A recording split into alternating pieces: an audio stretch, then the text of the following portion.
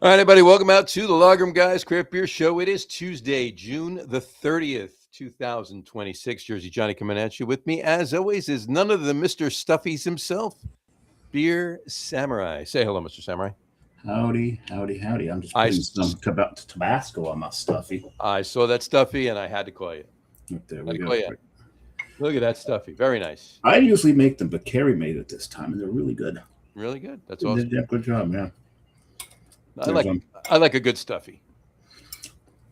Or the reason I'm wearing my Rhode Island beer shirt today is because of that, because Stuffies is a lot of people make stuffed clams, but Stuffies, the stuffed quahog, that comes from Rhode Island. That comes from Rhode Island. And why are you eating Stuffies? And why are we talking about Stuffies in Rhode Island today? I'm sure the audience can probably figure that one out on their own. Happy National Stuffies Day. Happy National Stuffies Day for those who celebrate, of course. I think one of my first Stuffies I ever had was at Iggy's in Rhode Island. There you go. Iggy's is right at I think about here. Warwick? No, Narragansett. Oh, in Narragansett. Okay. It's one to the south. So where you're pointing.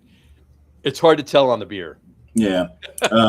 But here, the one you're thinking about in Warwick, that's the one. That's Iggy's. That's Iggy's on the boardwalk. On the boardwalk. And yeah, that's the one in Warwick. Yeah. I've had them there too. I prefer them down here. Well, I prefer to put them down here. Put them down there. In my belly. Get in my belly.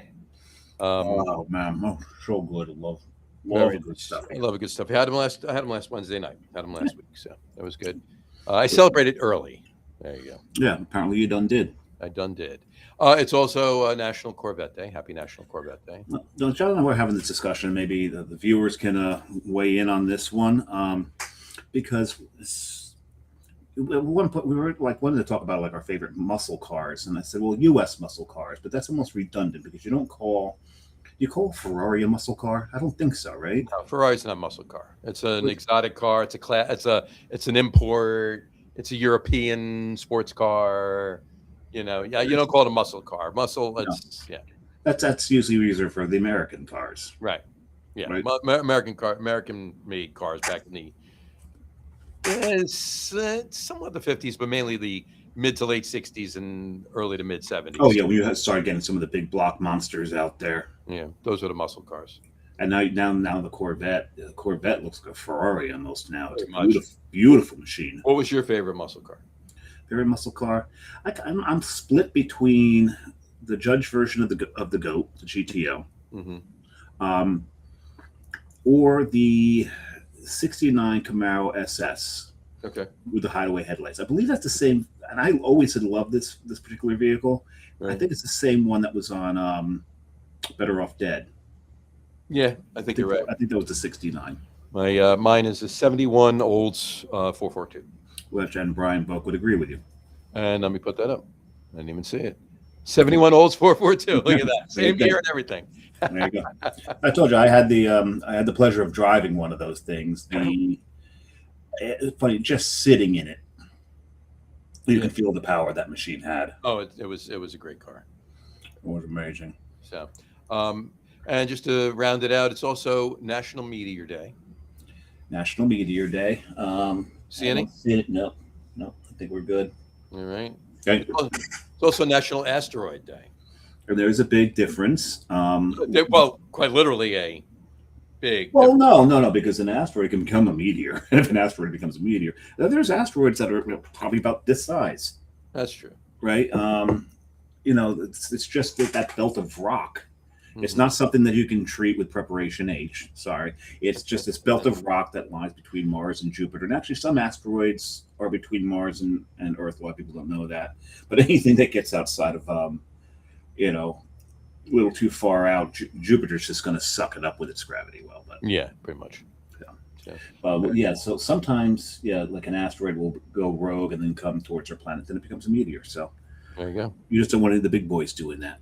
Right. All right, I'm thirsty. I am too, but we have a tradition on this show. Can't open the beer until we introduce the guest. So let's do that. Let's right now. Please welcome to the show, Mr. Chris Monahan from Lawson's Finest Liquids. How are you, sir? Good evening. Thanks for having me on. Thanks for coming on. We appreciate you. Yeah. And Chris is why we're wearing these exceedingly bright hats. I was actually directing traffic earlier today. If there's one thing we do, we bring the sunshine. Or if we can't bring the sunshine, very we wear the sunshine. There you That's go. what Well, it looks like the Tartan Army had gotten to us at one point, and then we got cut off. there you go. There you go. We got coned. We got coned. Yeah, there we go.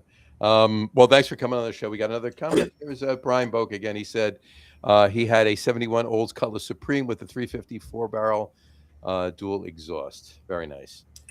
Very nice. But will it did have quasi-traction? Positraction. Quasi-traction, positron. There you go. Chris, did you have a favorite U.S. muscle car? Any? But growing up, my father had Corvettes, so like that was his thing. It was always older Corvettes, though. It was never, and I don't mean like necessarily classic. Like he wasn't taking like 65s and like redoing them or anything. Like he would have like an 82. And just rebuild it. You know, it was one of the last years of the Stingray model, so that was definitely like his. Yeah, the 83 was the last Stingray. 84 was the first year of the that new. That's when they got ugly. Yeah, they got very ugly very quick. It was crazy. In 88, and I'm not even lying about this. In 88, sometimes I do. No, I'm kidding. In 88, don't trust them. Don't. In 88, I almost bought an 84, and it was the base model Corvette. It was manual, had a couple of bells and whistles, but not a lot. But I almost bought. So it was 4 years old. I almost bought it for $14,000. Back then, that's still a bit of money back then. It was still a bit of money back then. I mean, the car I wound up buying was a brand new Volkswagen Jetta, which cost me $10,500. Yeah. So it was only $3,500 more for a 4-year-old. But the Jetta probably lasted you longer. The Jetta lasted me longer, and not only that, the reason I did not buy it. Go ahead, tell me the reason I did not buy it. Let me see. What's her name? No. Your oldest daughter was no. This wasn't a child on the way. 88. No. No. 88. That's way too old. Yeah. I don't Any guesses? know. Any guesses? Elective surgery. No. I did not buy it because of what the insurance was going to cost me for the age I was at in 1988 to drive a Corvette. You were 17. You just got your license. You're going to buy 14 and 88 now. No. Go the other way. 71? I was going to say you're not even 71 now. I bought it when I was almost 20. Almost 20. Okay. So I could see that. I mean, but what was the insurance back then? $60 a month. It was going to, well, the Jetta wound up costing me about $75 a month. Yeah, okay. The Corvette would have cost me $360 something a month. Oh wow. Yeah. I understand that. That is a clear difference, especially. Yeah. I was not going to. During that time period. That would have been a lot of money. Yeah. I actually looked at in '87 for the same, and I didn't buy it for the same reason. In '87, I looked at an '82 Porsche 924, not a 944, not a 928, a 924 turbo, but a 924, and it would have cost me. It was 5 years old at the time. Would have cost me $8,400. That's it. I was like, I'm all over that. I'm buying this thing, right? Well, a year earlier, the insurance would have cost me more than the Corvette a year later was what I was quoted on. So I'm like, you know what? Yeah, just. You're listening to the John Playdung Car Ownership Podcast. Yeah, exactly. I'm fucking thirsty, John. Enough of the cars. All right, Brian, I'll get to your questions in a minute. Chris, what are you drinking to start the show? We're going to start off with an easy sip. I got one of those. Easy sip. One of those too. Got one of those. Easy Sip is it's currently a limited release from Lawson's Finest Liquids. We wanted to go much like a lot of the industry, where you're going lower ABV, more sessionable type of items or type of beers, and with that, like we wanted to bring something that has the flavor that you know from Lawson's. You're going to get those citrusy, almost tropical notes. Sure. Heavy in the nose when you first pour it. Oh yeah. Super light on the palate, though. In the there's no real lingering flavor other than, you're still going to get your hops. You're going to get what you've known from us at Lawson's, known and loved, with that real citrus punch. Cheers. Cheers. Cheers. Mine looks a little dark. Sorry, it's just the lighting in here. Oh, wow. That's so good. Oh, that's scrumptious. Easy. Yeah, sip. for 4.5%, it really does pack a lot of flavor in there. It does. Considering we're doing 3 different IPAs, I've got 3 different IPA glass shapes today. Oh, there you go. The first one comes from Civil Society. Okay. No, I have a tulip from Civil Society, actually. Do you? I do. Yeah, and with that, on the easy sip, like I said, like we were looking to do something low ABV, ton of flavor, but we didn't want to call it a session. Right. I just feel like, Well, sometimes Untapped called it a session. That's why I put it in there. Yeah, and they will. And it is a session, but we kind of wanted to stay away from that just because some people have a bad taste in their mouth about when they hear the word session. Because they want, what's your highest ABV beer? I know. There's no bad taste in my mouth for this right here. So we just we bill it as a low ABV IPA. Just Very nice. Very nice. people can see what the alcohol content is on it. So it's something that our fans have been asking for since we discontinued Super Session. Okay. There, I fixed it. How's that? There you go. Low I love ABV. that. That's service right there. Right Yes. there. Yeah. So yeah, after we had a lot of fans of Super Session that were out there, particularly in the Pennsylvania and New Jersey markets, where it didn't kind of equate over our total territory. So we wanted to come out with something that was a bit of a nod to that, a little bit more of that hop flavor, more of those tropical citrusy notes like we're known for, and we came up with Easy Sip. We are testing it in the market right now. If it goes the way we think it's going to go and the way we've seen sales in it, there's a possibility that this comes back next year. Nice. That's awesome. And it's really good. A strong possibility for different package sizes as well. I I'm, can't promise anything, but it is something that we are looking at and looking into. It's just, with the way the market and everything right now, what's going to make sense. Right. But I would expect to see this back next summer. That's awesome. This is exceptional. This is very good. Yeah, it's very good. And Frank, I'm one of those who actually looks for the lower ABVs now. Yeah, and I think a lot of people are going that way, and it's it's more of like a moderation. Maybe not abstaining from drinking, but moderation seems to be where people are going. Yeah. A lot of, or something that I've heard a bunch in like marketing meetings and things has been zebra striping, which is where younger people are going full ABV, then they're going to do an NA, then a full ABV, then an NA, just to kind of mellow it out. Interesting. And pace their drinking. Okay. All right. That's interesting. It's a trend that we've heard about, and we just figured, well, if you could just have a lower ABV the whole time, wouldn't that make sense? Like, sure. Yeah, you would think. That's one of the. I guess it's one of the strategies. Well, that's the whole idea behind it is to pack a flavor punch into a lower ABV beer. Then you don't have to worry about somebody needing that, triple IPA to get the bang for their buck, so to speak. Yeah, exactly. And for this beer, like this is like we always talk about lawnmower beers, right? Or that porch beer, like you could just hang out on your front porch. It's a Saturday, just warm out. Or I mean, I would love this for tailgating personally. Like, absolutely. You don't need to get smashed in the parking lot. You can just hang out, have a couple of beers with your buddies. If you're a Giants, some people If want you're, to. if you're a Giants fan, you need to get smashed in the parking lot. Well, Yeah, also yeah. when you're paying, $27 for a beer, I get it. Mm. When you go in. Well, that too. Well, no, a bunch of these would be great in the parking lot, but you also, and Brian will tell you, and so will Dave.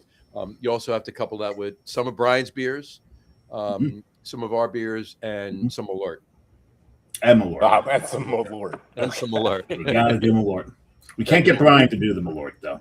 Keeping people on their toes. Keeping people on their toes. Couldn't get Brian to do Malort. There you go. Really quick. Justin Vitti says, hi, Chris. Hey, Justin, how you doing?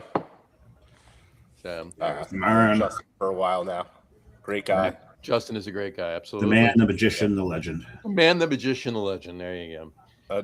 Honestly, I said congratulations to him, and I was there at CBC when they won their gold medal. So that is or World Beer Cup. Sorry, it's at the tail end of CBC.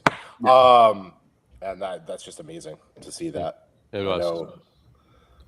Those guys have worked so hard, so that's They pretty awesome. have, and they're close to the tap room too. Really quick, Brian Bogue said first beer, Freem barrel aged hazelnut porter. That sounds fantastic. Yeah, it does. He went completely opposite direction.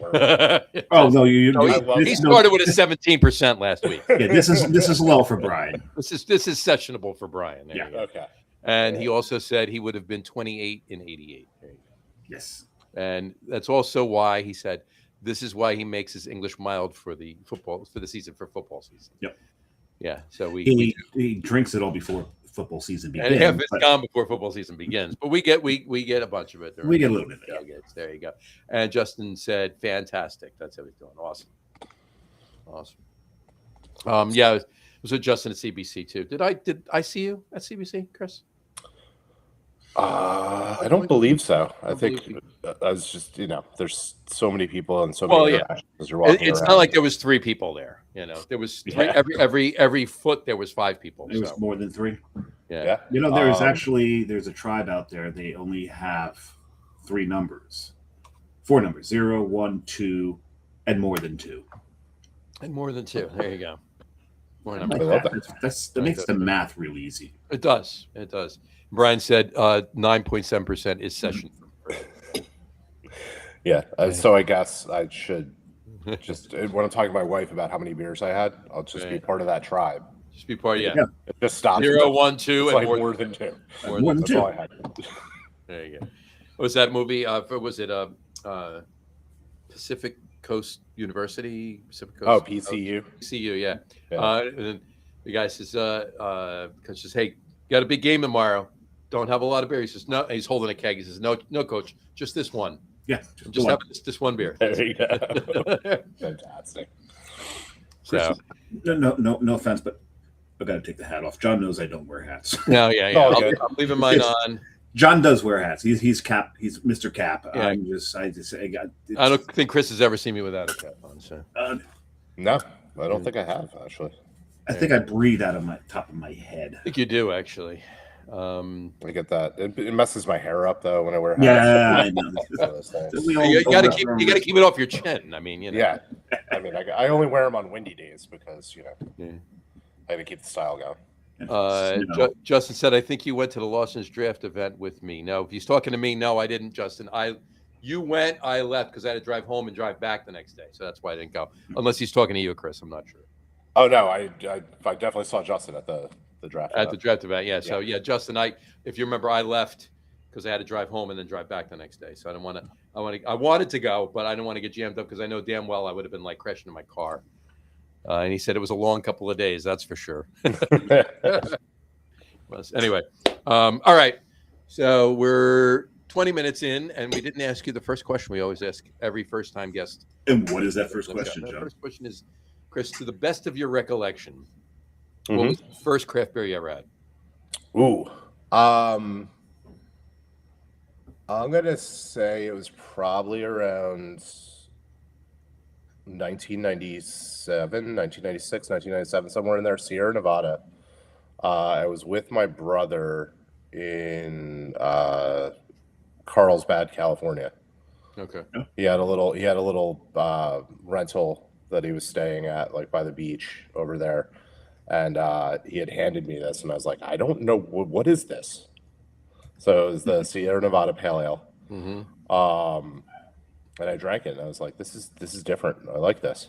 Yep. Now, granted, I may have been slightly underage at the time, but Who counts? it was. I didn't have a beer until I was of age. Yeah, I waited until 12:01 a.m. on my 21st birthday.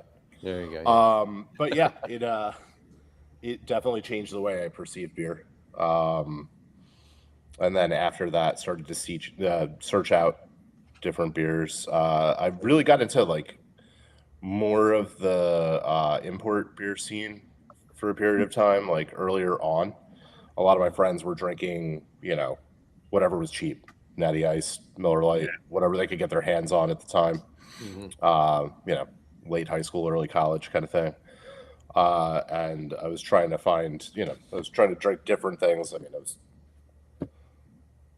probably drinking more Amstel Light and stuff back then because it's like the late 90s, early 2000s. But then, some Sam Adams would pop in there and some other things. And it was definitely more of that ilk. I gotcha. And yeah, I was going to say, as time and everything else progressed on, that's just, I stuck with the other beers and kind of, unless I was just doing dollar drafts and, whatever it was. Well, I mean, we've all had, we've all had our slim years, but and even like slimmer than now, definitely. Yeah, I mean, hey, used to go to a bar in the city on Wednesday nights during happy hour. Was $1 PBR pounders and $1 pickleback shots. So for $5, you had 2 beers and 2 shots. There you go. Yeah, and gave him a $1 tip, right? I was gonna say that math didn't work. Well, it's $4, and then you throw for $6. But then again, we're not allowed to math. $6, there's no math on the show. No politics, no religion, no math. Yeah, those are the 3 rules. Okay. Everything else goes. There you go. It's kind of like bartender rules. Pretty much. Yeah. There you go. But to your point though, with the imports, like when like 10 years ish or so before that, when Dave and I were, there wasn't a lot of U.S. brewed craft that we could get. Even I mean, we weren't getting in the 80s. We weren't getting Sierra Nevada in Jersey. No, not in Jersey. We were getting Sam Adams. We were getting Harpoon, and then we started to get a little Pete's Wicked and some Saranac, but that was it really. So it was the imports. It was the Samuel Smiths. Mm-hmm. And don't forget Singu. We could get Singu. We can get Singu. And even Fuller's to a point. Oh yeah. Actually, back then I was drinking a lot of Fosters. Mm-hmm. Oh yeah, the 25, the oil cans. Yeah, he said it with the accent. Fostas. Yes. There you go. 25.4 ounce oil cans. It's Australia for beer, mate. Fostas. That was a big go-to for me. Like anytime we'd be at a concert, because a lot of times, like in the early-ish 2000s, a lot of times you'd be able to find Foster's at a concert. Sure. And it was like slightly higher ABV. You got 25 ounces. I was like, this makes sense. It's just cost effective. This makes sense. What are we doing? Exactly. Exactly. All right. And just a follow-up question. Do you remember the first brewery you ever visited? Doesn't have to be a craft brewery. Any brewery. Remember the first brewery? My first brewery was not a craft brewery, and I'm not including, and I never include Busch Gardens or any of that. Well, that's what I'm trying to remember. So I started my career in 2003. I'm trying to remember if I went to a brewery prior to that. I know in 2003, one of the biggest breweries, one of the bigger breweries that I've been to. It was the Budweiser brewery in Newark. In Newark, sure. Now defunct. Yeah, but that was one of the first, because I had worked for an AB wholesaler that was in Monmouth and Ocean County, which is also now defunct. They were sold to Ritchie and Page. It was Crown Beer Distributors in Walton. Crown. And they were sold to Ritchie and Page. They were on Lair. No, not a Lair Ave. They're on Atlantic Ave. Atlantic Avenue, yep. Atlantic Avenue, yeah. Right down the street from the Atlantic Club. Yep. Kind of across the street. Yep. And our the warehouses there backed up to pretty much where Point Pleasant Distributing was, which was the Miller House. It was like West Side Story over there. Also You wait for defunct. the Sharks and the Jets to like show up coming down the street. It was ridiculous. Exactly. That's great. Gotta love that. All right, cool. All right, so 2003. You had your beer. You went to California. Your brother handed you a Sierra Nevada Pale. You had your beer, and you get here. We are in 2003. What was your first foray into the industry? So, like I said, I started working at Crown Beer Distributors in Walnut Township. Like, how did you get into it? I'm saying, how did you? Okay, so I went to college in the late 90s, early 2000s, right? At that time, I was in school for music business. This is also the time of Napster, LimeWire, all that stuff. And the music industry was kind of like, where are we going? What are we doing? Don't have to tell me about that. Yeah, got out of school and was really struggling to like find a gig. And I was like, what do I know about? I was like, I know about two things: music and drinking. So what do I do with that? One of a good friend of mine's father. Yeah, exactly. Exactly. I was more on the music management side of things and like that kind of thing. So and a DJ. I'd say you had to be in it. Totally. Start one. He was a DJ. Oh, we got three DJs. Three DJs in the show now. Did a little bit of college radio too. So as did we at the time. And so I went from that and just kind of sitting there. One of my friends, really good friends' fathers, came to me and is like, "You're the most responsible out of my son's friends. We're hiring at the Bud Distributor." And I'm like, "Well, thank you. I don't know if you're correct about that I'm the most responsible, but thank you." Never trust the quiet ones. Yeah, I was like, you seem I to just, be I the just most. don't actually get in trouble, but yeah, okay. Well, there may be a reason for that. So I went. I met with them. They were looking for my first job. I was the Bud guy. That was that's what I call it. They had a different. It was a CMT, contemporary marketing team, but essentially we went out 5 nights a week, 2 bars. I remember CMT.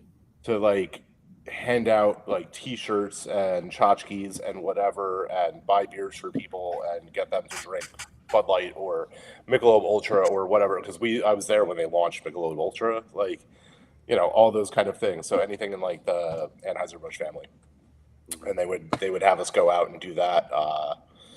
So yeah, that was my first foray into the business.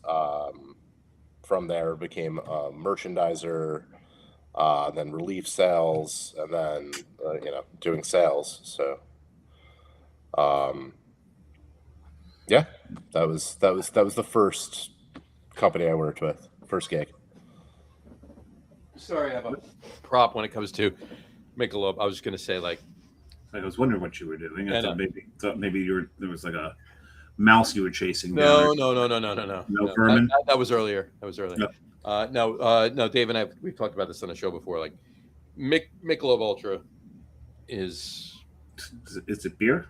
It's water, with a little hop flavoring in it, if you can call it that. Yeah, but Michelob, like, and I'm going back many years, right? Michelob was actually not a bad beer. No, it wasn't. Oh, that was regular. My grandparents were strict Michelob drinkers for many years. Yeah. And that bottle too. The shape of that bottle, it was like that gold foil top, gold top. Yeah. Oh my God, the brand loyalty back in the day is crazy. Yeah. Was insane. Yeah. But Michelob actually used to make a bock. That was actually really amber good bock. Well, it was just Michelob bock. Oh, it was just bock. It was amber bock, but they called it bock. They didn't call it bock. So they re-released the amber. They re-released the amber bock. Yeah, one of my friends, when he would. It's not bad. Yeah, he would ride around with me. He was like, "That is my favorite." And that's all he would drink when he would. I can't remember. I mean, it's been so many years since I had it, right? So I can't remember. But it's for what it is, and for an AB product, it's not a bad beer. Yeah, not at all. When was the last time you went past American Dream? Me personally? Either of you. Me is probably about a month ago. Last week. Yeah. I don't know how new it is. It might be for the cup, but the ski slope. Yeah. It is now, the whole thing is branded Michelob Ultra. Oh yeah. Oh, that's definitely for the cup. Yeah. Yeah. World Well, Cup, yeah. 100%. World Cup is all. It's that's the only sponsor is Mick. It's not even Bud or Bud Light. Mick Ultra. That's it. Yep. That's it. Mhm. That's it. Yeah, that's You got all those 100% for that. commercials with Pulisic and Billy Bob Thornton, and There you go. Yeah, because they couldn't do anything to the stadium, so they went across the street to the parking lot. and they can't run that many commercials during a game because it's soccer. Yeah. Yep. It's not like football, where like American football, where there's 90-second commercial breaks or whatever that they have. Yeah, 12 times a game or whatever. It basically what's supposed to be an hour-long game. They only play about I think it came down. It's only like 27 actual minutes of gameplay. Yeah. Right. In an American football game. That's Yeah. It's under right. it's under a half. It's under a half. Yeah. Half of the time. Like the other half of the time is just the clock running. Mhm. Yeah, it sounds about right. Really quick couple of things. Justin Vitti said, all the free bags, please. I got like 30. And the hats, forget about it. I have hats from the last 5 CBCs that I just got them for sweating through on the brew house hats. That's all, just grain hats and stuff like that. But and wear them here on the podcast. But I have too many hats, and Dave knows that. Yeah, everyone knows that. So. No fear of me taking any off your hands, though. Not at all. And then Brian said, not me. His starter beer in the late 70s was Molson Golden Ale. Had my share of Molson Golden in the 80s. Absolutely. That was my believe it or not, because I actually had a job, that was my go-to beer in college. Yeah. And I had it. In fact, that was I mentioned to you before, Chris. My first brewery was Molson in Montreal. Really? If you don't include Busch Gardens, Right. Yeah. I mean, Right. Yeah, that's awesome though. Yeah, it was pretty cool. Go somewhere outside of the country. Pretty cool. That. I want to move on from there. I want to continue from there, I should say. But I just finished my beer, and I think Dave did too. I think we're ready for beer number 2. What is number 2? What is number 2? You don't know. Well, you guys are gonna have. Who is number 2? believe, right? Well, You guys are doing the little sip. little sip, yeah. Yeah, I'm gonna do a hop wired because you're wearing the hat. Oh, hold on. Oh, you didn't flip Hold that them. up again. Hold that up again. There we go. There was no script for us to figure out if you were flipped or not. Yeah, there was nothing on your shirt to figure out. We had to flip. So we're doing this next? So you guys are gonna do little sip. I'm gonna do hop wired. So your third beer is going to be sip. Yeah, Okay, cool. that's what you guys are doing third, So right? we'll do, yep. So you We'll do little sip. we'll talk about both of these. So there you go. Okay. Should I put the hat back on while you're drinking that? Yeah. I think everyone's got it. We're good. Yeah. So I'll talk about little sip first. Yeah, do that, and then let everybody know what's up with Hopwire. Because little sip is. I mean, it's been one of our core items since I guess 20. That's what she looks like. 2021, somewhere in there. So Little Sip was made to be like the little cousin to Sip of Sunshine. We wanted to make something that was Sip of Sunshine adjacent, but also have a lower ABV. So the hop profile in Little Sip and Sip of Sunshine are almost identical. Mm-hmm. It's Citra. I'll be honest, like I can just say that. Like everybody knows, it's Citra. That's what we're known for. So it is Citra, and but the malt is different to make it a little bit lighter. Is it a completely different malt bill, or is it just a lighter malt bill? There are differences in it. It does have slightly. There's more of like caramel malts and things like that in Sip of Sunshine, whereas there's less. The crystal and the pilsner on. Yeah, you can tell it's a little darker. Yeah. Oh, it's darker than Easy Sip. That's for sure. Definitely Yeah, for sure. Because Easy Sip is more, lighter malt, like a Crystal more malts. Pilsner and Crystal. Yeah. So, so that was me. You're gonna get more grapefruity and like pineapple type tones out of Little Sip than you would say Sip of Sunshine. Nice. And then we'll talk about Sip obviously as you guys start to have that. So But smooth. what I'm gonna pour right now is hop wired. This is I'll come closer to the camera with my hat. Or I can just do there you that. go. It is the latest addition to our full-time beers. Yeah. Hopwire will be around year-round. So this is now a core item. Yes, it is now a core item, as you can see. It's got that nice hazy appearance. Sorry, That's really cool. moving it the wrong way. But We can see ourselves.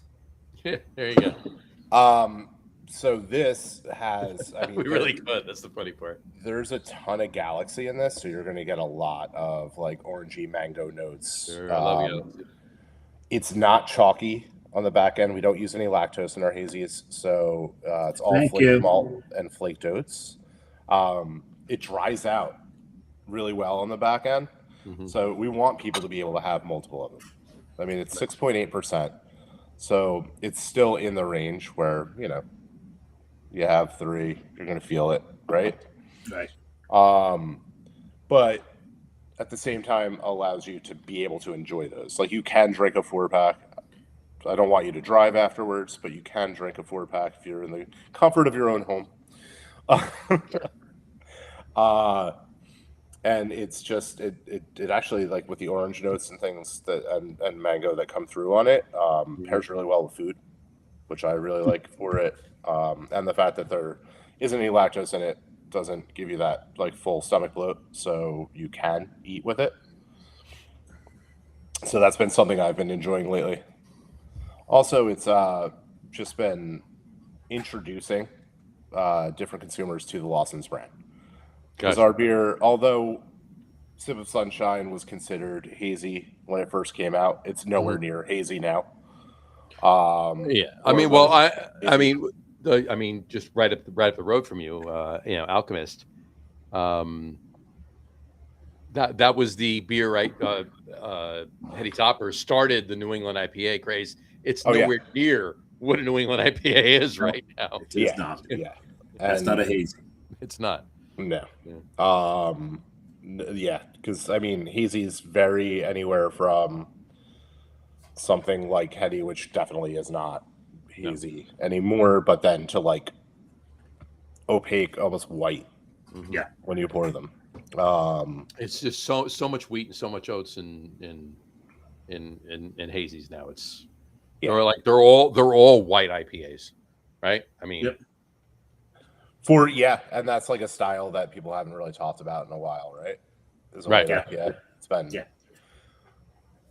I remember when I first heard that, and I was like, "So it's like a wit beer, but hoppy? Like, what are we doing?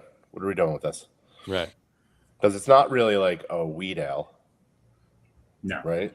So. No, it's not. You kind of look at it because it just doesn't have that profile. Right. So, yeah, Hopwired is now available, though. It is something that we're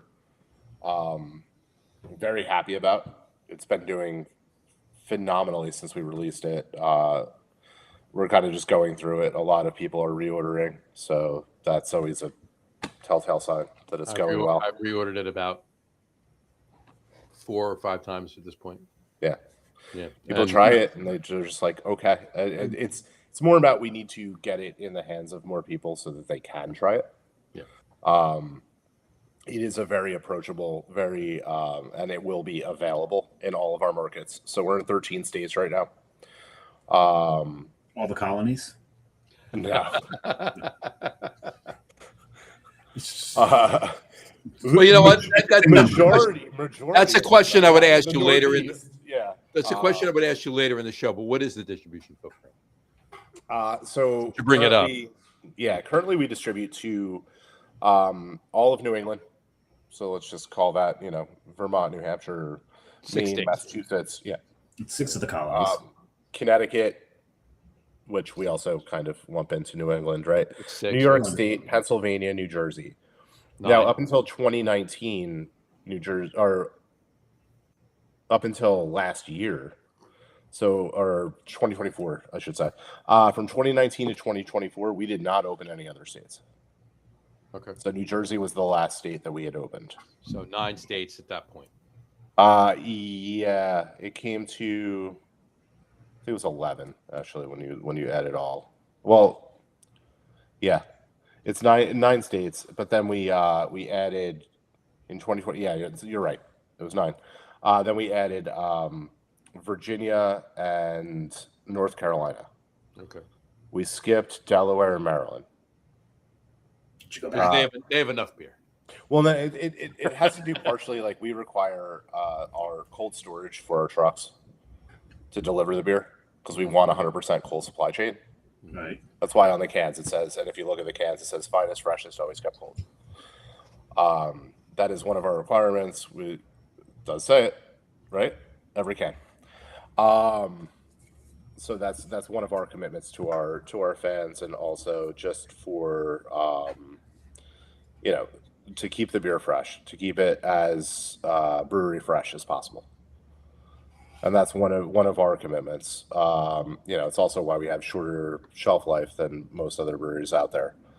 We will pull our beer, our IPAs in particular, we pull it 60 days, because we don't want them in the market longer than that, because the hops start to fall off. So with that, the struggle to get out to other states is also kind of becomes a thing, because we need to make sure that it's cold shipped to those states in a timely manner. So we have to make sure that those trucks can turn around and get to those places. Sure. Within a couple of days of it being canned. Right. So that then becomes like a logistical nightmare, because you're like, okay, well, we're canning this on this date. We have this promise to this distributor, that distributor, that distributor. But we got to get it on a truck going to North Carolina. Yeah. So, we have recently opened Colorado as well. That was not an original company. Yeah, so we had that's what the 9 and 11, like, that's why my brain. We have a deal with Crooked Stave, or we had a deal with Crooked Stave, where they were just bringing our beer in periodically, just shots here and there. So now we have a partnership with them full time. They are distributing our beer in Colorado. Nice. And then California, we do send beer out to periodically. That's the other, yeah. There's like 12 that. and 13 right there. There you go. Those are the ones that are not original colleagues. Yes. There you go. Yes. So that's where that all comes into play when we talk about 13. All right. Really quick, Brian Boakes commented in. He said, second beer, Ramstein Blonde Hefeweizen. There you go. Very nice. And Justin Vitti, his second. He's moved on to a Negroni and a Chill Molly Dynasty Robusto. It's probably a good thing that I did not make it to CBC, because I have a feeling that if Justin and I started drinking together. Oh, yeah. I wouldn't have left. We would have went to the Lawson's town. Yeah, we would have crawled back to a room, and that would have been. Oh, no. We may have been escorted to a room by gentlemen in very, very proper uniforms. Uniforms, right. Yeah. Hats and pistols and tasers. Right. Exactly. You would have wound up drinking a lot of Hop Wired, because we actually released it. No, Justin and I would have also wound up at the Tiki Bar.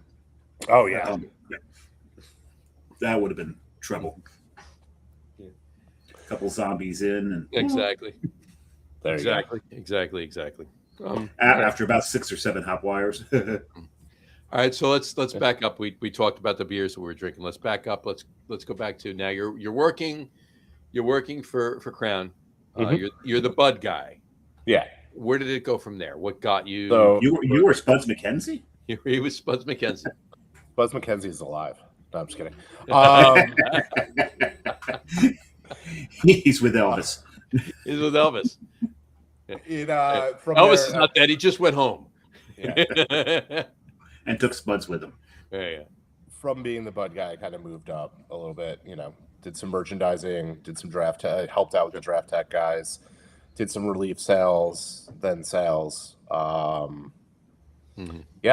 and it was kind of, they were going through their thing. This was before they got bought out, but wound up like in a layoff situation, and went to Diageo on a contract gig. So I did a 6-month contract gig, like marketing gig with Diageo. So from my territories from Cleveland to Boston to Baltimore. Oh my God. Wow. So every Sunday I would fly to a different city. Every like Thursday late evening or Friday morning I'd fly back home for 6 months. Got a lot of Marriott points out of it. Flyer miles. It was fantastic. You're still using them, right? I use the honestly. My wife and I have been married. We got married in 2018. So I used the last of my points from that on our honeymoon. Yeah, that's the way to do it. And this is 2006. So just to give you an idea of how many points there were, it was ridiculous. Wow. So yeah, after that, I went to. I got out of beer for a minute. Went to Vita Coco. I was one of their first 10 employees. I've got Vita a case Coco, Vita Coco. my Yeah. Good So, stuff. Was with those guys for a little bit, and then decided I wanted to go back into alcoholic beverages. Met the guys from Crispin Cider. Went and worked with them. It was a wild ride. We kind of created a cider category that wasn't really there at the time, and then we got bought by Miller Coors. So that happened. I was with Miller Coors for a little bit, running New Jersey. They wanted me to move to Eastern Pennsylvania, but not give me Philadelphia. But not give you Philadelphia. I was like, no, I'm not just randomly moving to Allentown or wherever you wanted me to move, Reading or wherever it would have been. Gotcha. So, that's when I started working with North Coast. So Nice. North Coast Brewing, Old Rasputin, Brother Thelonious Priester. Fort Bragg, California. Yeah. Prankster. So, was there. There you go. There you go. Scrimshaw. That's a phenomenal Pilsner. It's so good. It's It really so good. is. On draft, it is ridiculously good. There you go. There's Prankster. That's right. I got my North Coast props ready for you. There you go. Oh yeah. One of my favorites from them though is their Old Stock Ale. Old Stock is it's my favorite North Coast. I mean, I'm a huge old ale guy. Yeah, I'm trying to remember when I used to do like Belgium comes to Cooperstown and those things up in Omega. Right. And I had gotten a bottle from one of my coworkers. It was a ceramic bottle that they did. It was like shortly after the Fukushima meltdown. And we had done it, like North Coast had done it as a specialty bottle because they were sister cities to Fukushima. Okay. Fort Bragg, California, and Fukushima are sister cities. So they made this ceramic, like old stock cellar reserve. I don't even remember what year 100% it was, but it might have been one of the best beers I've ever had in my life. It was crazy. Really? Yeah. For that style, it was probably just, drank like liquid caramel. I'm like, I know. it was That's so fair. good. That's if there's any of those bottles left out there in the ethers, we need to get a hold of one and try that. I did have once. What was it? I guess it was 20. I want to say maybe 2023. I know you were obviously not there at the time, but 2023 it was. They did a rye barrel aged old stock. Mm-hmm. It was so good. They had some. They had a few. They did some bourbon ones. They did some rye, like over the years. Yeah. I was there. Funny you should say that. Foreshadowing. 2014 to like late 2016 or something like that. And they decided not to continue with their East Coast sales force. So the reason I know Justin and those guys had a brief stint At Cape May. with Cape May. Mm-hmm. So I know Chris, Brian, and Justin all from there because it was the same time period. Right. But then from there, I got out of beer again. For 5 years, I ran a vodka company, Roust USA. I was the state manager in New Jersey, like running that. So that was Roust USA. You didn't get out of alcohol. You got out. No, just got out of beer. Right. And went to spirit side. Just wanted to see what it was all about. Sure. It wasn't really my full-on cup of tea, but I had some fun times. Vodka and tea. Anyway, speaking of Justin, as his In iced tea, you could do a little vodka in iced tea. Oh yeah, you're doing the iced tea. Add a little lemonade to it. You got John Daly, not an honor. Yes. Right? perfect segue. Justin texted me this picture. That's him sitting outside. There you go.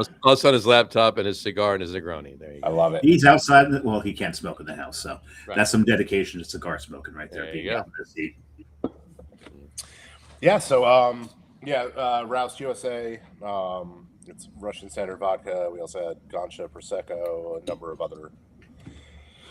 Did you say ganja and prosecco? No, Gansha. G-A-N. Oh, ganja. Okay. Gansha. Wasn't legal at the time. Ganja Prosecco. Yeah, I wonder what that would be like. People used to say that all the time because the Jersey in me just when I say it, it sounds a little bit different. It sounds more eloquent when somebody from Italy actually says it. But, Right. Yes. Ganja. Ganja. So yeah, was there, but I was there through COVID. It was wild in spirits during COVID. Mm-hmm. We had so many people coming over the border from Pennsylvania just to buy cases of liquor, where people would just buy like a bottle or two here or there. Right. So it was awesome. I mean, it was great, but it was just weighing on me, and I was like, I want to go back to beer. And I had wanted to go back to beer for a couple of years, and I saw the posting from Lawson's, and I was like, this makes sense. This is like what I want to do. Very long interview process, though. Yeah. How long? Initially, they have since streamlined it, but when I first started talking to them, it was in August, like late August, and my official start date was Valentine's Day. Oh wow. Wow. Yeah. But that wasn't. There were a number of other things going on in that time period. 6 months to Q. That's why number of months. Yeah. I did give... Stop mathing. I'm not mathing. Yeah. I did give Roust USA, I gave them like 3 weeks notice, plus I took a week for myself. So there's 1 month in there that doesn't really count. But I can never forget my start date. It's Valentine's Day. My birthday is also February 18th. There you So go. my first official day I started was Valentine's Day. It was the Monday after the Super Bowl. Because that year it was 2022. Okay. February 13th was the Super Bowl, so I watched the Super Bowl in we have a couple of Airbnbs for Lawson's in Vermont. In one of the houses sitting there, we had just bought it, and there wasn't much of a Wi-Fi connection, and it's Vermont, so there's no like cell service. So I was trying to watch the Super Bowl on my phone for the most part because I couldn't get my computer to connect. So that was interesting. And then my first day was Valentine's Day. I had a very romantic dinner with one of my coworkers. His name was John. He took me out for steak and lobster tails. His name's probably still John, right? Yeah, it still is John. Okay. Just checking. But it was he's like, we're here for training. But the only place because it's Waitsfield, Vermont. I don't know if you ever been. Have either of you ever been up to Lawson's? I haven't been to Lawson's. I have not been to Lawson's. I've been near it. I haven't been to it. So. It is. It is in a resort area, so there are places, but not every place, depending on the time of year and whatever, is necessarily open. Right. So because it was a Monday, there's a lot of places. And when he says resort, you mean ski resorts? Yeah, ski resort. Yeah. So we're located in the Mad River Valley. So Sugar Bush and Mad River Glen are the two ski resorts that are right near us. Skied both. I was more back in the day. I was more of a Killington guy. But I'm gonna have to. I'm gonna have to be right back. Oh, you got a bio break? Yep. Wow. Yeah. It's been a couple weeks since you've had one. Well, I think I had like a liter of water with dinner. With your dinner, yeah. There you I hope it wasn't that stuffy. You all right? go. No. It's just all the liquid. Okay. There you go. There you go. But yeah, no, I mean, I got up to Mad River Glen and up to Sugar Bush and Stowe. You know, and down to Mountain Snow and everywhere else in Vermont. I love Vermont. But yeah, I was more of a back in the day. I haven't skied in years. I really, really haven't. But whatchamacallit? But I was more of a Killington guy than anything else. Yeah, Killington and Pico, they're right there. We're about right next to you. We're an hour north of 100. Yeah. So if you just ride 100 straight up, Yep. probably also the safest way to go in the winter if you don't have snow tires, like me, because I'm the Jersey guy. Mm-hmm. Everybody else has snow tires. I don't. So you take 4 over to 100 and take that straight up. Yeah. Well, the first time I went up to Lawson's for interviews, you went to Burlington and then 89 and then came back down? No, I went up. I went 4, but then I went up 17. Okay. And over the pass where Mad River Glen is. Yep. So I guess the App Gap's over there. Okay, yeah.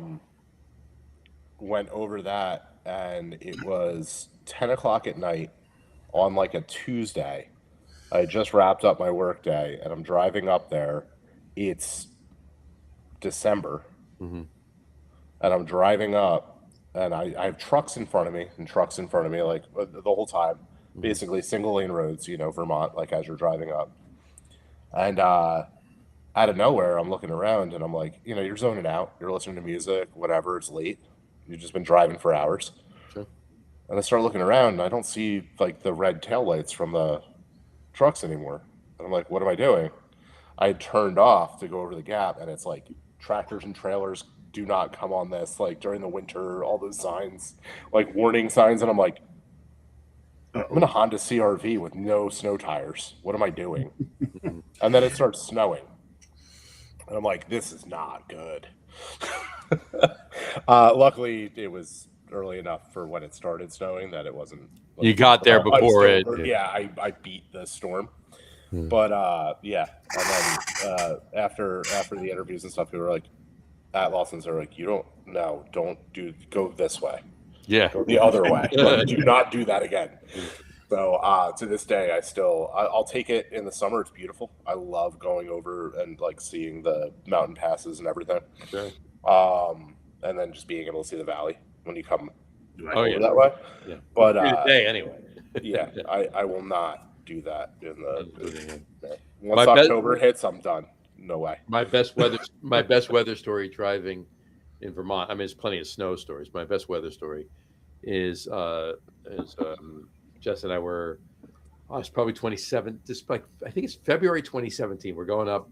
We're in Burlington, and we're going up to Hill Farmstead. Okay. So we take a ride. This is February, right? Late February. We're going to Hill Farmstead. You've been to Hill Farmstead? I have not, actually. Okay. So I've had plenty of their beer. I've just never physically been. The last mile or so, from Stowe to Hill Farmstead is about like 5 inches. I'm exaggerating. It's like it's not far. It's far, but it's not that far. But it takes you an hour to get there because you're on 25-mile-an-hour roads. Oh yeah. There's no highway or anything like that. Anyway, the last mile or so into Hill Farmstead is a dirt road. All right. Dirt is. You're being kind by calling it. Yeah, I mean. Oh, you're on those like grade 4 roads or what? Yeah, like it's mud and rock. But it's mud and rock normally. Now it's February, and it's 60 degrees. Ooh. I couldn't see any color of my Jeep at all once I got there. I was completely covered, and so was every other car. It was just completely. It was just mud baths all the way up and down the parking lot at Hill Farm. That's mud season before mud season even starts. Right. Right? You want to take that road when there's snow down, because it'll be the smoothest ride you'll ever get on that road, because it's filled all the cracks and crevices and potholes and craters and foxholes, ditches, trenches. I do have a hookup. There'll be some Hill Farmstead. I got to figure out what I want. There'll be some Hill Farmstead being picked up for me this Thursday. My daughter and son-in-law are going to, like they do every year for whatever reason, going to Canada. Oh, there you go. For 4th of July, so my son-in-law can play in a softball tournament every 4th of July. So they spend United States Independence Day in Canada every year. So they can play a softball tournament, but they're hitting Hill Farmstead on the way up and Treehouse in Deerfield on the way back. So nice. I got some beer coming next week. So there you go. Yeah, we I mean, I've been trying to get around to places when I'm up there, but a lot of times it's just, your work. You got so much work to do, and then, yeah, exactly. Well, 5 minutes. Also, there are times when we do have downtime, we can do stuff like that, but it's also like... Justin said I'll definitely take some. I bet you would. I mean, we have great beer at Lawson's, and it's free, so I don't have to drive anywhere to get it. This is very true. This is very true. So that's kind of where my head's at with that. As it should be. As it should be. As it should be. All right. Last time I wanted to do a little bit more exploring when I was up there, but then one of my coworkers needed a ride to the airport in Burlington. Now here's the problem though. I wasn't thinking, and I was like, "Oh yeah, sure, I'll totally bring you." Now, granted, this was the night before I had a couple of beers in me. I'm like, "Sure, I'll drive you to Burlington, no problem." Not realizing that the Knicks parade, it was that Thursday, and I had to drive back down to Jersey and also deal with shore traffic because I live in the Asbury Park area. So it took me 9 hours to get home. That's a weird. That's a weird area to live in. Where? The Asbury Park area? The Asbury Park area. Oh, I'm sorry. Should I say the Belmar area? I'm in between you and Asbury anyway. There you go. Yeah, no, I've left Burlington and taken like 8.5 hours to get home. So enough in traffic I've actually driven home in like torrential downpour or storms. So it was doing that too. Driving like it was crazy, 35, 40 miles an hour down the Northway, down the thruway. It's just ridiculous. Yeah, I came through Whitehall, New York, and it was like flash flood. So ridiculous. Yeah. It was crazy. So, all right. Whatchamacallit? I'm ready for number 3. Absolutely. Let's do it. I think I am too. All right. I think you are as well. And Chris just made himself ready for number 3. Chris just made himself ready for number 3. We're going to a very familiar. I'm a trained professional. It's okay. Don't try this. Try this at home. Do please try this at home, please. All right. Now for that sound we all love. Is this your order? Is that what you're doing? Waitsfield, Sunrise Cellars. Yes, you can get all these beers at a great price at ShopRite Sunrise Cellars in Westfield, New Jersey. Yes. And if you were there last Friday, you could have seen Chris. You could have. Yeah, you see me. You sampled the wares for free. If you were there this Sunday, you would have seen me for every 5-10 minutes I was there. I was not. John was not. But Kevin was. Kevin was there. Kevin was quite busy. So we are drinking Sip of Sunshine. Sip of Sunshine, the OG. The OG, Sip of Sunshine. Well, I gotta get better at this camera thing. But yeah, Sip of Sunshine. It is our best seller. It is what keeps the lights on. I believe it's 100 on Rate Beer, 100 on Beer Advocate. It should be still 4.3 overall on Untapped. By the way, look, you see this can? Look at what it says on the top. Finest fresh kept cold. There you go. That's with over 200,000 reviews. 200,000 reviews. Sip the Sunshine, 4.29. Oh, come on. With 214,000 reviews. Yes, I said over 200,000 reviews, right? So I can't keep track every day of what, some guy one time. I put it in this. Where's Augie? I got my carton Teku. I've got 2 Tekus available. So I've got my old school Lawson. There That's you a go. beautiful glass right there. Look at that beer right there. Yes. Look at that pour. That's very nice. So 8% IPA. Technically a double. We don't bill it as that. Untapped did. That's why. Yes, they will. I wanted to differentiate like session. Well, we don't put it on the can. We know it's a double IPA. Like you can put it on there. That's fine. Well, then you did it.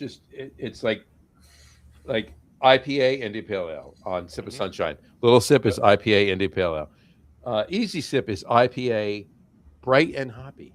Yes, Bright and hoppy. Right. There you go. A few people I know. There you go, bright and hoppy. Yeah, and a few other people I know not so bright. And wish they would hop away. And I will talk to our marketing team and be like, we need to make T-shirts that just say bright and hoppy. Bright and Hoppy. So, Yeah.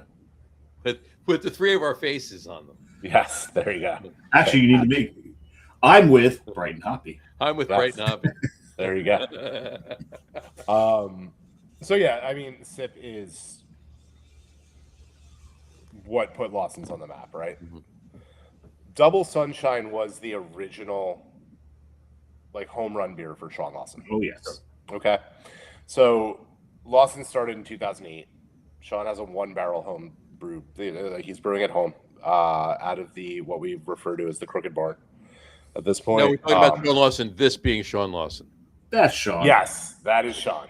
With myself. That was at AC Beer Fest. That was at AC Yes, Beer he's Fest. one of the bright shirt in the background. Yeah, and we threw Matt in for. Well, Matt took the picture, so there you go. Yeah, man, yeah. Kibasi fingers took the picture.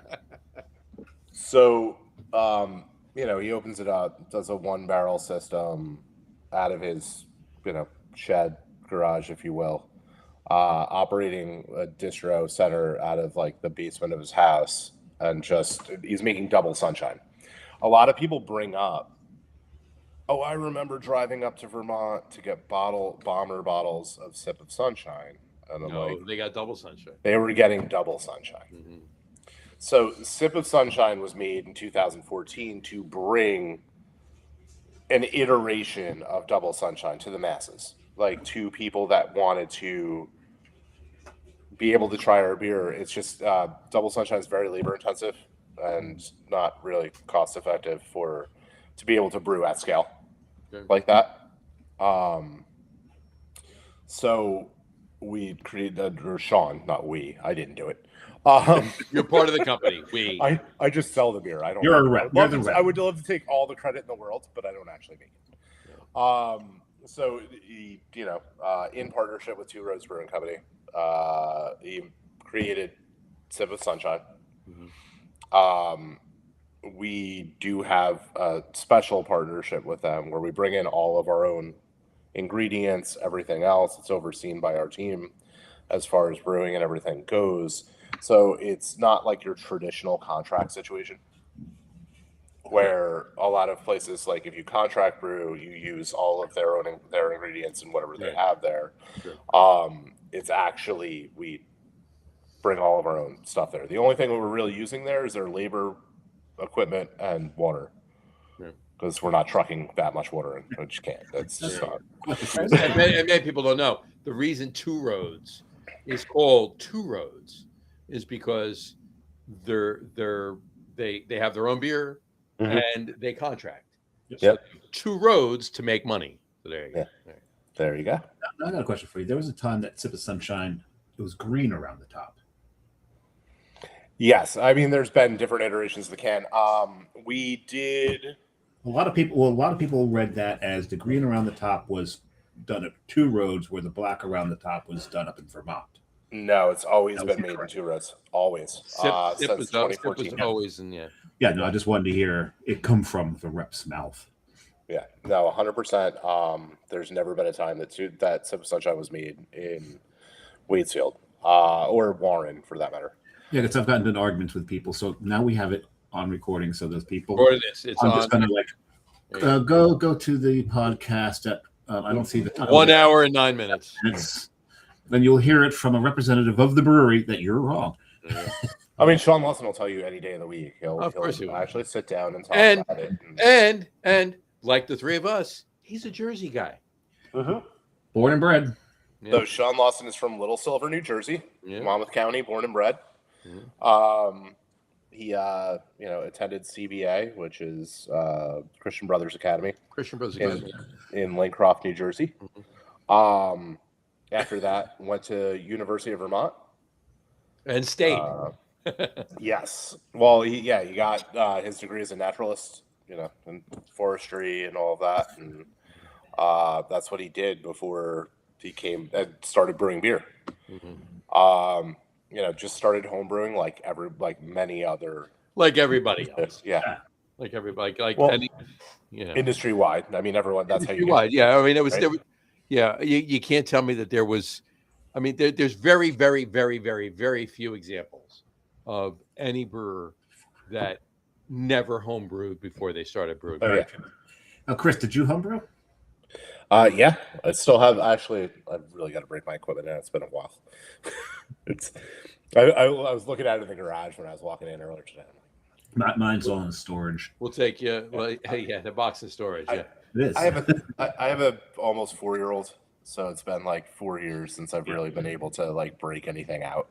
Actually, the brew kettle's not in a box; it's just in storage. There you go. I couldn't find a.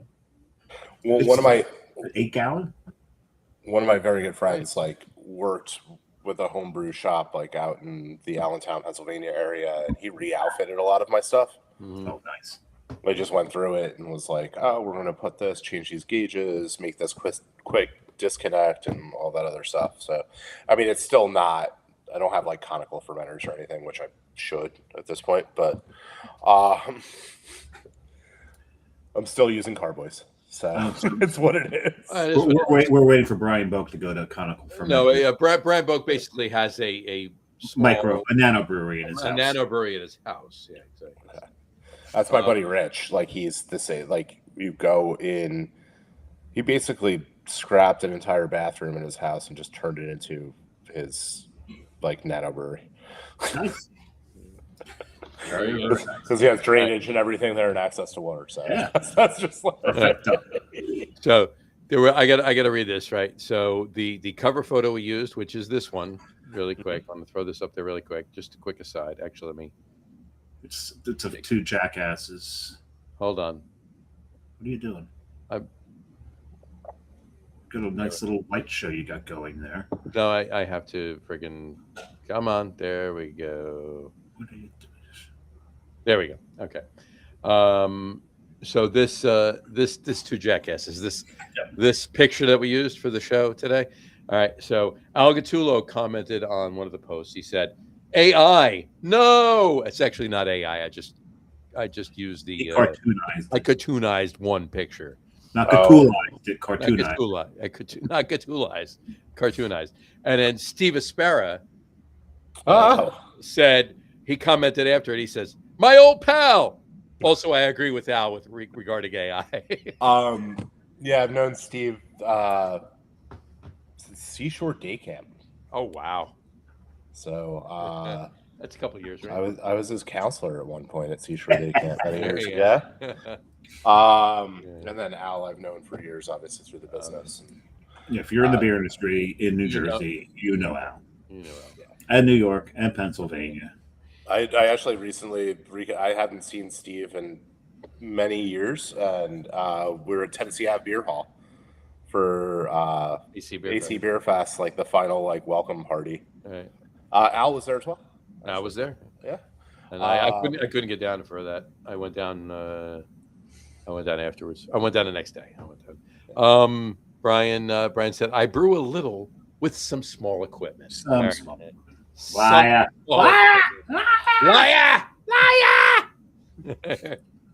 He just bought a whole new system. So yeah, he's. I agree with Al though. I'm not a big AI fan myself. I'm not either. That's not AI. That was a cartoon. That was a cartoon. App. If it was AI, I'd be 100% with you. Yeah, I did. I wouldn't let him use it. It was a caricature, if you will. App. Yeah, exactly. It was a picture that, an app just kind of made into. You should go down to the boardwalk, get one of those guys to do a caricature, you guys. It's not a bad idea, actually. Not a bad idea. And that could be your thing. That could be it. Yeah, that could Well, be it's it. normal. It's normally another photo. Like it's normally this, right? Hold on, I'll just put it up. It's normally I'll just Careful which one you choose. He's got some weird photos in there. It's normally this, okay, but the middle where it says "guest you," this is the one I keep on the thing because when we do just the two of a show.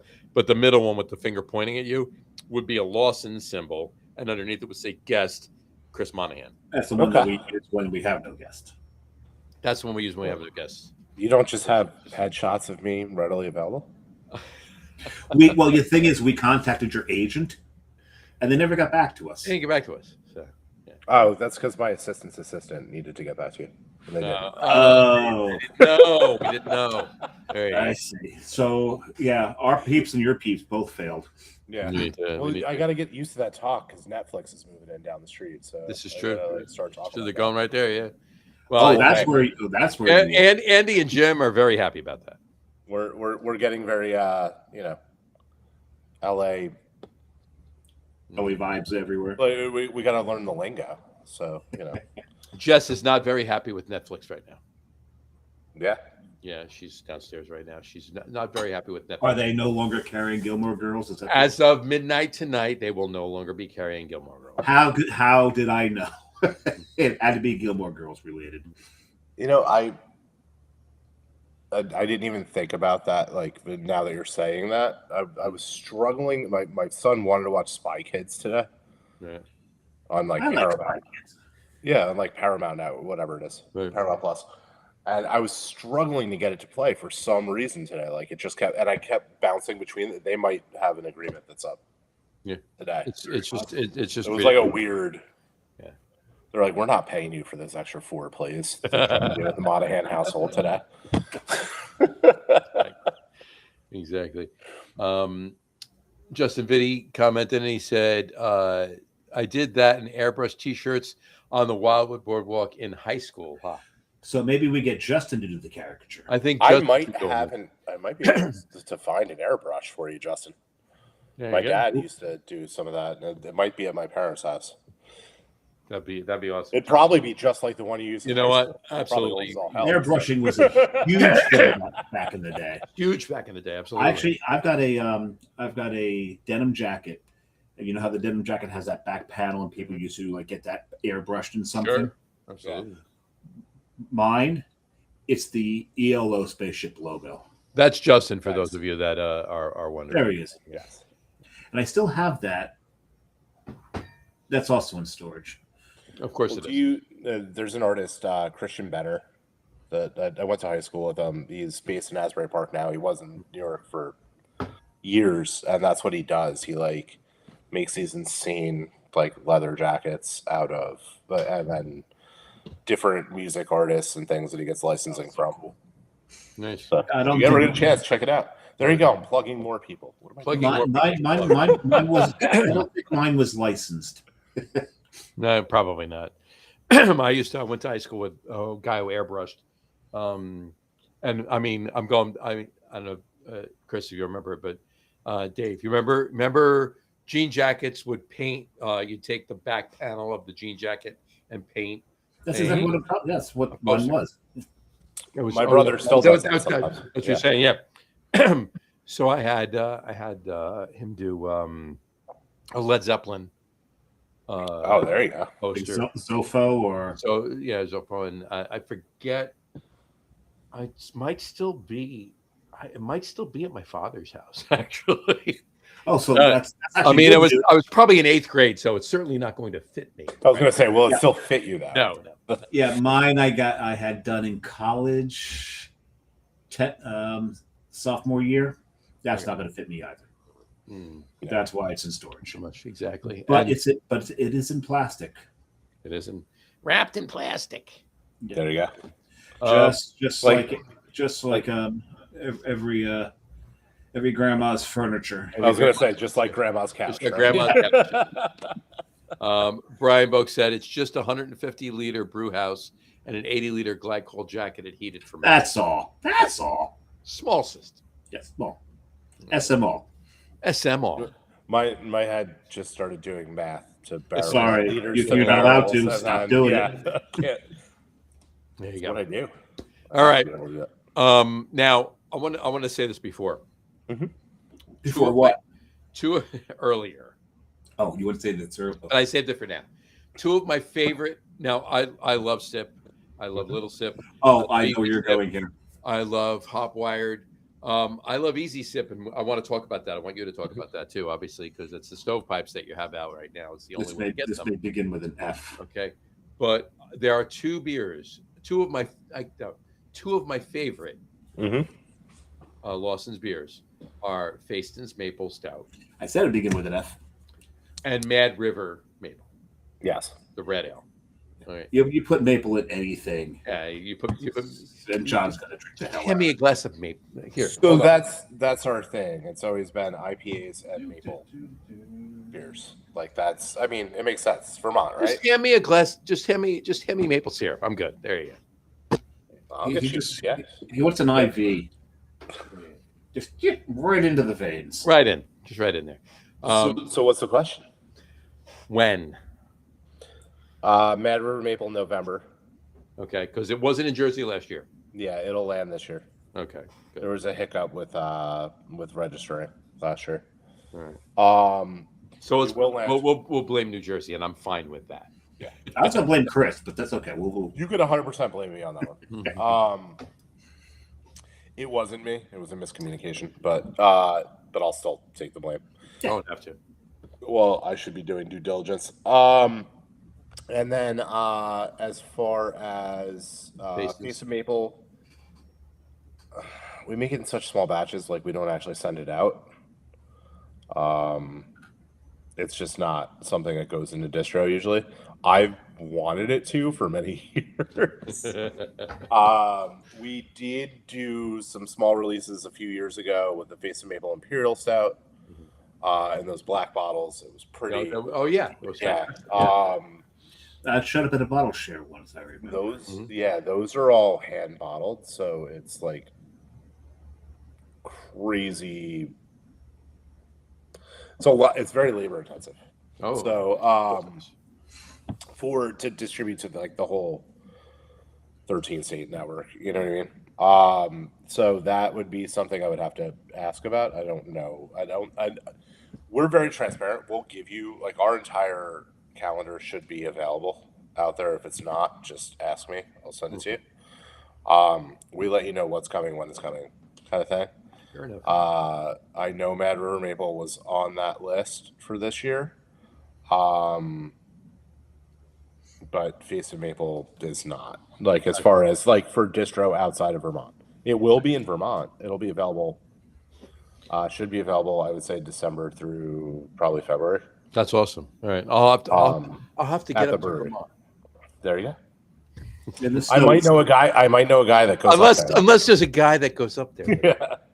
I know a guy that'll definitely be there in December. That's usually when we have our holiday party. Holiday party. Yeah. And yeah, as far as that goes, the upcoming things that we have, Fest Beer will be landing in August. Nice. I blame Sam Adams on that. It shouldn't land in August, but it does. Yeah. I've been blaming Jim Cook for many Yeah. years for seasonal creep. Yeah, I think everybody in this industry Absolutely. feels the same way about that. His Fest Beer really shouldn't come out till September. Yeah, maybe last week in August, but still, like, yeah, so we'll have Fest Beer. We will have Cosmic Shift, which is a charity beer that we do. So we are very charitable. We're a certified B Corporation. Yeah. And I told him during this chat that he's the reason for seasonal creep. I love that. And I'm gonna creep that way again. Again? Oh my I broke God! the seal. Come on. You did. Give me a break. and if we're in like selfie parade mode, I can skip. No, anyway. I'm stopping him. No, but to your point though, Chris, I actually, I've said for years, I was like seasonal creep. It's just, and yeah, look, Jim started it, right? Sam Adams started it, and it gets earlier and earlier, right? I said, I'm hoping my hope beyond hope is that seasonal creep just gets so earlier and earlier. Eventually, it backs up to itself, and then we're even. Well, I Yeah. think we're starting to see a leveling out of that, and like there's just not as much. Like there used to be 3,000 pumpkin beers that everybody hit you with, right? It's cyclical. It's every year. It's every other year, right? One year you get 3,000. The next year you get 2. And I'm exaggerating on both ends, but 100%. But I think people are realizing more and more it's not necessarily beneficial for either the brewery or the consumer, and really for the retailer either. When you are pumping all these seasonals out and being like what have you seen a spring seasonal in a while? I haven't. Not that I've noticed. you know what? I mean, I like maybe a half a dozen I got. Okay. That was it. And most spring seasonals come out in January.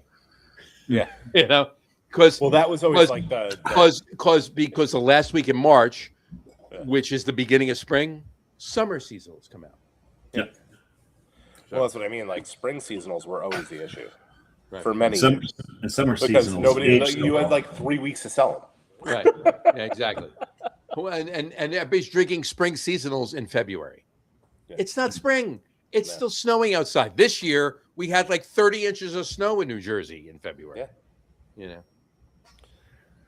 And Justin just said spring seasonals are summer beers. Ha. Not wrong. No. And Brian actually depends said, on your shelf life. This is true. Brian said 1 barrel on the hot side, a half a barrel on the fermentation side, he said. And his third beer is his English mild. It's been a thing for years with the seasonality of things.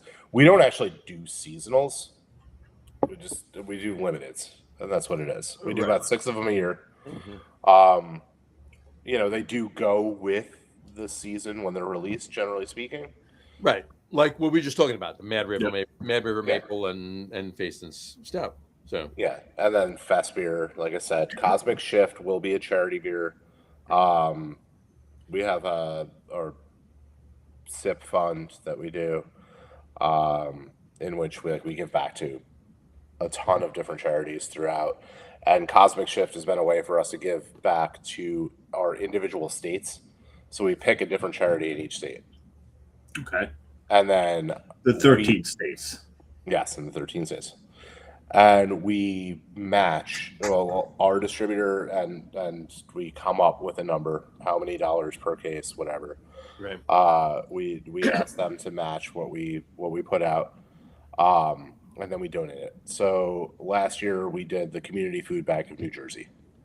Oh, that's cool. Which services several counties throughout the state of New Jersey. It is something that we are very adamant about. Lawson's is always big on giving back. We are, like I said before, a certified B Corporation, so that is part of it. Even so, in our tap room, the tips that are given in the tap room are all donated to charity. Really? Because our tap room staff all receives a very livable wage, plus they all have benefits and everything else. That is commendable. So absolutely. The Europeans would approve. Yes. Since 2018, we've given over $3 million to a number of charities, primarily in Vermont, but I think it's like 400 charities in Vermont at this point. And we want to expand that further, because that's just part of our ethos as a company is to, yes, we want to be profitable, and we are a for-profit company, but we also do want to give back to our communities and give back to our people and give back to our environment, and make sure Sean was a natural, majored in environmental studies. Like, this is his thing. He wants to make sure the planet is left in a better place than it was when he got here. We are 100% solar at the brewery in Waitsfield. So that's amazing. Some of those key things I figured I should hit on too, so people know like where we're coming from. And you can't feel bad about pouring our beer. No, Because not at all. I mean, For many reasons. For a lot of reasons, yeah. Yeah, I joke around and just say like, no, just like our whole thing is just don't be a dick. Like that's it. I like that. It's one of our other things is we have fun and like be authentic, and I wouldn't be authentic if I wasn't like, don't be a dick. It's the Jersey in me. I can't let it go. You're not wrong. That's But true. you know how the Untapped, you've got to put that initial saying in there, and that mine is drink what you like, let drink others drink what they like. Don't be a dick. Yeah, there you go. Exactly. Same I as love that. that. Don't be a dick. Don't be a dick. Unless you're drinking Michelob Ultra, then I'm going to make fun of you. No, Then- just Then you can be. kidding. Just kidding. Maybe a little. Drink what you like. Exactly. So, all right. I mean, hydration's key, especially the next couple of days. It's gonna be like 115 degrees out. It's gonna be close to 110 the next couple of days. Yeah. It's going to be brutal out there. All right. You see might what be it says reaching under my that name. Ultra. It says I'm melting. I'm melting. I don't think I can step outside the next couple of days. No. Yeah. Like I said, I have a meeting will in need New York to. City tomorrow morning. Tomorrow morning. What time in the morning? 11:30. That's, Barely morning. It's it's going just to be barely 92 degrees at that point. It'll be approaching 100 by then. Yes. Then I gotta go to Brooklyn after that to Fourth Ave Pub. So it's gonna be Fourth Avenue. Nice. Yeah. Nice. It's There about you to go. Kirk. There you go. So yeah, it's gonna be a day tomorrow. I'm not excited about the heat. I'm excited about the day. I'm not excited about the heat. Yeah. Brooklyn, where this There you go. distillery is. There you go. So fun fact with that. When my friends and I started a tradition, Okay. whenever somebody gets married, we get a bottle of Widow Jane, and we sit there and we drink it. Regular Widow Jane. Yes, regular Widow Jane, not the baby. So this one. Yep. There you go. So we will sit there and drink Widow Jane. It just started as a random thing. When my wife and I actually got married, one of my friends came over and we just sat in the bar the night before, and we were looking at their shelf, and that's what we decided to drink. And since then, now it's just become a thing. A morbid choice for someone who just got married. Consider Widow the word Jane. Widow's right in there. Well, I'm it's Irish. it's It's kind of that. It's the anti-jinx. it's the anti- Yeah, exactly. Yes, got it. No, the It's decadence. like gallows humor. Exactly. The decadence is my favorite. And do either of you know why the decadence is my favorite? There's maple in it. There's maple in it. There you go. You're a maple guy. I'm a He's a maple whore. I'm a maple whore. Exactly. Whore is Have the them word. start sending you maple stuff from Vermont. Have at it. Have at it. Like the candies and all that stuff. The little maple leaf candies. Exactly. He has got maple. He's got maple scented preparation H. I do. I do. Oh, there you go. My toothpaste is maple syrup. It's just What are you, Buddy the Elf? exactly. Just about. Just about. No, I'm kidding. Okay. Anyway. Barely funny. kidding. That'd be funny. Maple syrup on spaghetti. You gotta love it. It's a fantastic dinner. With whipped cream and what was it, M&Ms and Yeah, it was like a Something bunch like of candy, chocolate, Exactly. chips. And, yeah. you know that Yeah. after like almost every You take got of it. that, I mean, he threw up. exactly. Oh, you have to. There's Exactly. no way. Exactly. Well, I mean, once you pass the sea of twirly swirly gumdrops, it's just ridiculous. Exactly. It's funny we say that. 3 weeks from tonight is our Christmas in July. I got the hiccups, and I cannot stand the fact that I got the hiccups. I can't even take a sip of this beer. Hopefully, you need to keep peanut butter up there. I do need to keep it. Do you know that, Chris? The 100% most effective cure for hiccups is a big tablespoon of peanut butter. Really? Works every damn time. I usually just breathe in and out consecutively. Well, another way to get rid of them is to hold your breath for about 12 minutes. It's got to be at least. Oh, yeah. Because I've At tried least it about 3 minutes. Yeah, 12 minutes, and they're gone for good. You'll never get them again. So are you, though. Well, caveat. Oh yeah, exactly. So, most people won't last 12 minutes. not so much. That's the No. point. 3 is pushing it. No, Yeah. 2 is pushing it. So, anyway. Me lately, 27 seconds is pushing it. Yeah, exactly. Hear it? There you go. I'm gonna text Jess. I need peanut butter. You need some peanut butter. I need some peanut butter. There you go. Love it. Can you bring me up a tablespoonful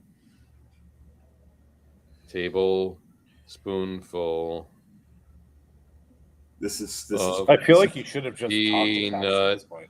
but pretty much right. yelled down. This is gripping. gripping. I mean, scintillating content for this. Scintillating. Getting an Emmy for this one. It's fantastic. Or what is the equivalent for a podcast? I don't really know. A dummy? No. They should just call it an Let's see Augie. if she actually does that. So I texted her. Let's see if she actually does it. So, anyway, there we go. Justin Vitti says he's been making an iced coffee. And that helps with hiccups. Oh, Justin's like a big coffee guy. I don't know if you know that. Yeah, Justin said when I've been making iced coffee on the weekends, I've been using maple syrup instead of sugar. That's what they do in Vermont. Literally like in your regular coffee, hot coffee, they pour maple syrup into it instead of. Why wouldn't they? It's Vermont, of course. Here you go. Then Justin said that's what the Iron Man peoples do with their did I say espresso? Espressos. There you go. Yeah. He goes, works 60% of the time, all the time. Hey, exactly. Sex Panther. Brian said she's Sex Panther. Yeah. Justin, Brian said she's going to think you are very drunk. And then Possibly. Mike Dolan said, "We know him." Hey, Mike, hold your ears closed with your fingers while drinking 12 sips of water. It has never failed in my life. How can you do both? I don't understand the logistics behind this. I need a third hand to, or is it a straw?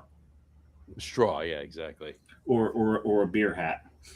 A beer hat. It's a beer hat with water bottles in it, and that's just wrong. There's just something wrong with that. I know. Yeah, I wouldn't respect that. No, unless you're like Burning Man, then maybe. This is true. Even then, I don't think they bring water to Burning Man. Yeah, no, they're not because they don't put them out. So, in any event, all right. So we digressed a little bit. Yeah, and Justin just said third beer, tequila, or another tequila. I go tequila. Yeah, tequila. Yeah, tequila's gonna be the better one after the Negroni. So go with tequila. In fact, make a Repo Negroni. There you go. What you want to do if you have a Repo. Ooh, that sounds pretty tasty, actually. Absolutely. Even better if you have a mezcal. A mezcal. There you go. Mezcal Negroni. Mezcal Negronis are fantastic too. Mm-hmm. There you go. All right. So anyway, we talked about Widow Jane. We talked about bourbons. We're going to take a pause from beer for a second, and we're going to do our top 3 list for tonight. Okay. Our top 3 list for tonight. How does this tie in? Just it doesn't it ties in because of what we're on the booze train now, so I guess it's a segue. It's a segue. Yeah, we suck at segues. well, it would have been better if we did this right after we were showing the bourbons and talking about your wedding stuff. Yeah, but you got the fucking hiccups, right? Exactly. So it would have been much better. Before we get there, Chris, over your left shoulder, there is artwork on the wall there. Yeah. And it looks so oddly familiar to me. What is that? A friend of ours actually made that. My wife's friend, Maddie. Really? It looks like it's very familiar. If you want other stuff, you got like Frank. Oh, well, there's Frank. You know what's spirits. Wait, here. Dave, you know what's familiar about that one? Lawson's related. Got it, Jabrew? Got it, Jabrew. It was Tom Marshall and Sean Lawson. And that's different from the New Jersey version of that beer. It's got a Jabroni. Yeah. There you go. That's actually so Tom Marshall's the lyricist for Fish. Yes. And he has a traveling brew club, No, that's cool. home brew club, and they came up and he lives in Asbury Park actually. That's awesome. Um, Only the best people live in Monmouth County. there you go. Yeah. Myself, yourself, John Lawson, this I guy. used to. Dave used to live in Monmouth County. So we Where- consider one Where'd of you our live? own. I used to. When I was born, I lived in. I forgot the name of the town. Holy crap! But I did live in Wall. Okay, that's where my wife's from. And I did live in Howell. Okay. Farmingdale. When I was born, I lived in Farmingdale. Yeah, that's Howell A adjacent. section of Wall Section of Wall. next to Howell. Yeah. So, but then I moved into Ocean County, Bricktown, and Jackson. Okay. So, Which is both of them right on the Monmouth County border. Yeah, exactly. They're not that far away. not at all. Not at all. So, in any event, I can't stand this anymore. Give me my fucking peanut butter. Hey, Ma! Ma! The peanut butter! It's not how that goes, but It's not how it goes. Exactly. I can't stand it. It's like usually on I don't think meatloaf is a really good cure for hiccups. meatloaf. Have you tried? I have not tried meatloaf as a cure for hiccups. No, I have not. I've eaten plenty of meatloaf over the years, but never while I had hiccups. So I don't know the actual, I just can't stand this. It's I like feel like that's just going to give you agita or make you choke. probably Don't do that. It's probably going to be, yeah, exactly, because you're going to be trying to swallow it, and the hiccup's going to come up. You know what, John? Turn around, grab one of those bottles of Michter's, just upend it and shove until they're gone. There you go. Do you have any Underberg or He does have an Underberg in hands reach. Burnett? Yeah, That'll knock that right down. Like, you know what? Malort will probably. Oh, Malort. Yeah, Malort would absolutely take. I got a bottle of Malort right there. Malort will make you retch in the opposite direction and cancel out the hiccups. Exactly. Probably will. And then I prefer mezcal Negroni. Justin. See, that's what I said. I think Justin and I have like the same taste in cocktails. Yeah. I feel like the smokiness would lend itself to that. Well, it depends. It's a nice balance. I mean, it is a nice balance. Yeah. It is. I just don't like when mezcal gets like gasoline-y, like way too gasoline-y. It can get there, yes. It can get there. It can. Just like Scotch. Scotch can get there too. Well, it depends. That's why I'm a big spice side guy. When it comes to scotches, they're more. I mean, you get the Scotch feels, if you will, to use a current day term, right? But it's still more along the lines of a bourbon. It's not peaty. It's not super smoky. It's not right. It's not giving me any of that. Highland is fine, but I'm a big spice side guy. It's like I can drink a peaty Scotch, but I in its time, right? Like I'll have a little bit, have a couple sips of it, enjoy it or whatever. I'm a big smoke guy, but the peatiness, you're not like a Lagavulin guy, or I'm not a big Lagavulin guy. No, I can enjoy it and I can appreciate it, and I will have some if offered to me or handed to me. Right? I'm not gonna. No, I don't want that. And I can appreciate it. And I can drink it, and I dissect it or whatever. I got a story about that. I was drinking Scotch with this one guy, and we came across this one that was really, really peaty. And I said, I don't particularly like that one. There's too much camphor in that. He goes, no, it's not camphor. He goes, it tastes like that stuff like your mom would rub in your chest that wasn't Vicks when you were sick. I'm like, you mean like camphor Finique, right? He's like, yeah, camphor. Oh, well, fuck you. But yeah, some of them can approach camphor in that flavor. Absolutely. And those are the ones that I'm just. Or they get like Band-Aid-y. That's camphor. Is that camphor? Yeah, camphor that's and Band-Aid. Yeah, it's Band-Aid. So I'm thinking like when I think about that, I'm thinking like more of like the I don't know, almost a menthol-y kind of. Yeah, but the camphor and menthol very similar in that regard. Okay. Yep. So back to bourbon. To bourbon. Yeah. So let's do that. And Brian just said, before we get to that, he said, tomorrow I get my next delivery of craft whiskey from Whiskey Library, 3 craft distilleries. Very good. And that will lead us in To the next to our top There three you for go. the night. Top three There list you go. tonight. Thank you, Brian, for that segment. Thank you for the segue. Our top See, three, we suck at it, so we needed Brian to do it. top three favorite bourbons. Top three favorite. Hold on. Bourbon. gotta pick Bourbon. Hormones. There's got to be Top three favorite bourbons. There we go.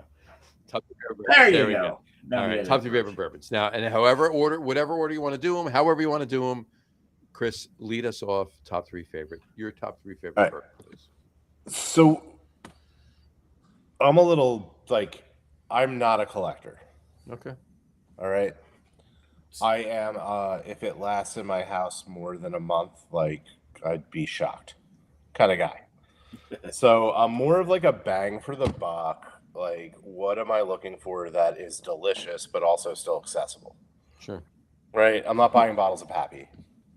Very rarely would I buy a bottle of Weller just because of the sheer price point on any of that, right? Mm-hmm.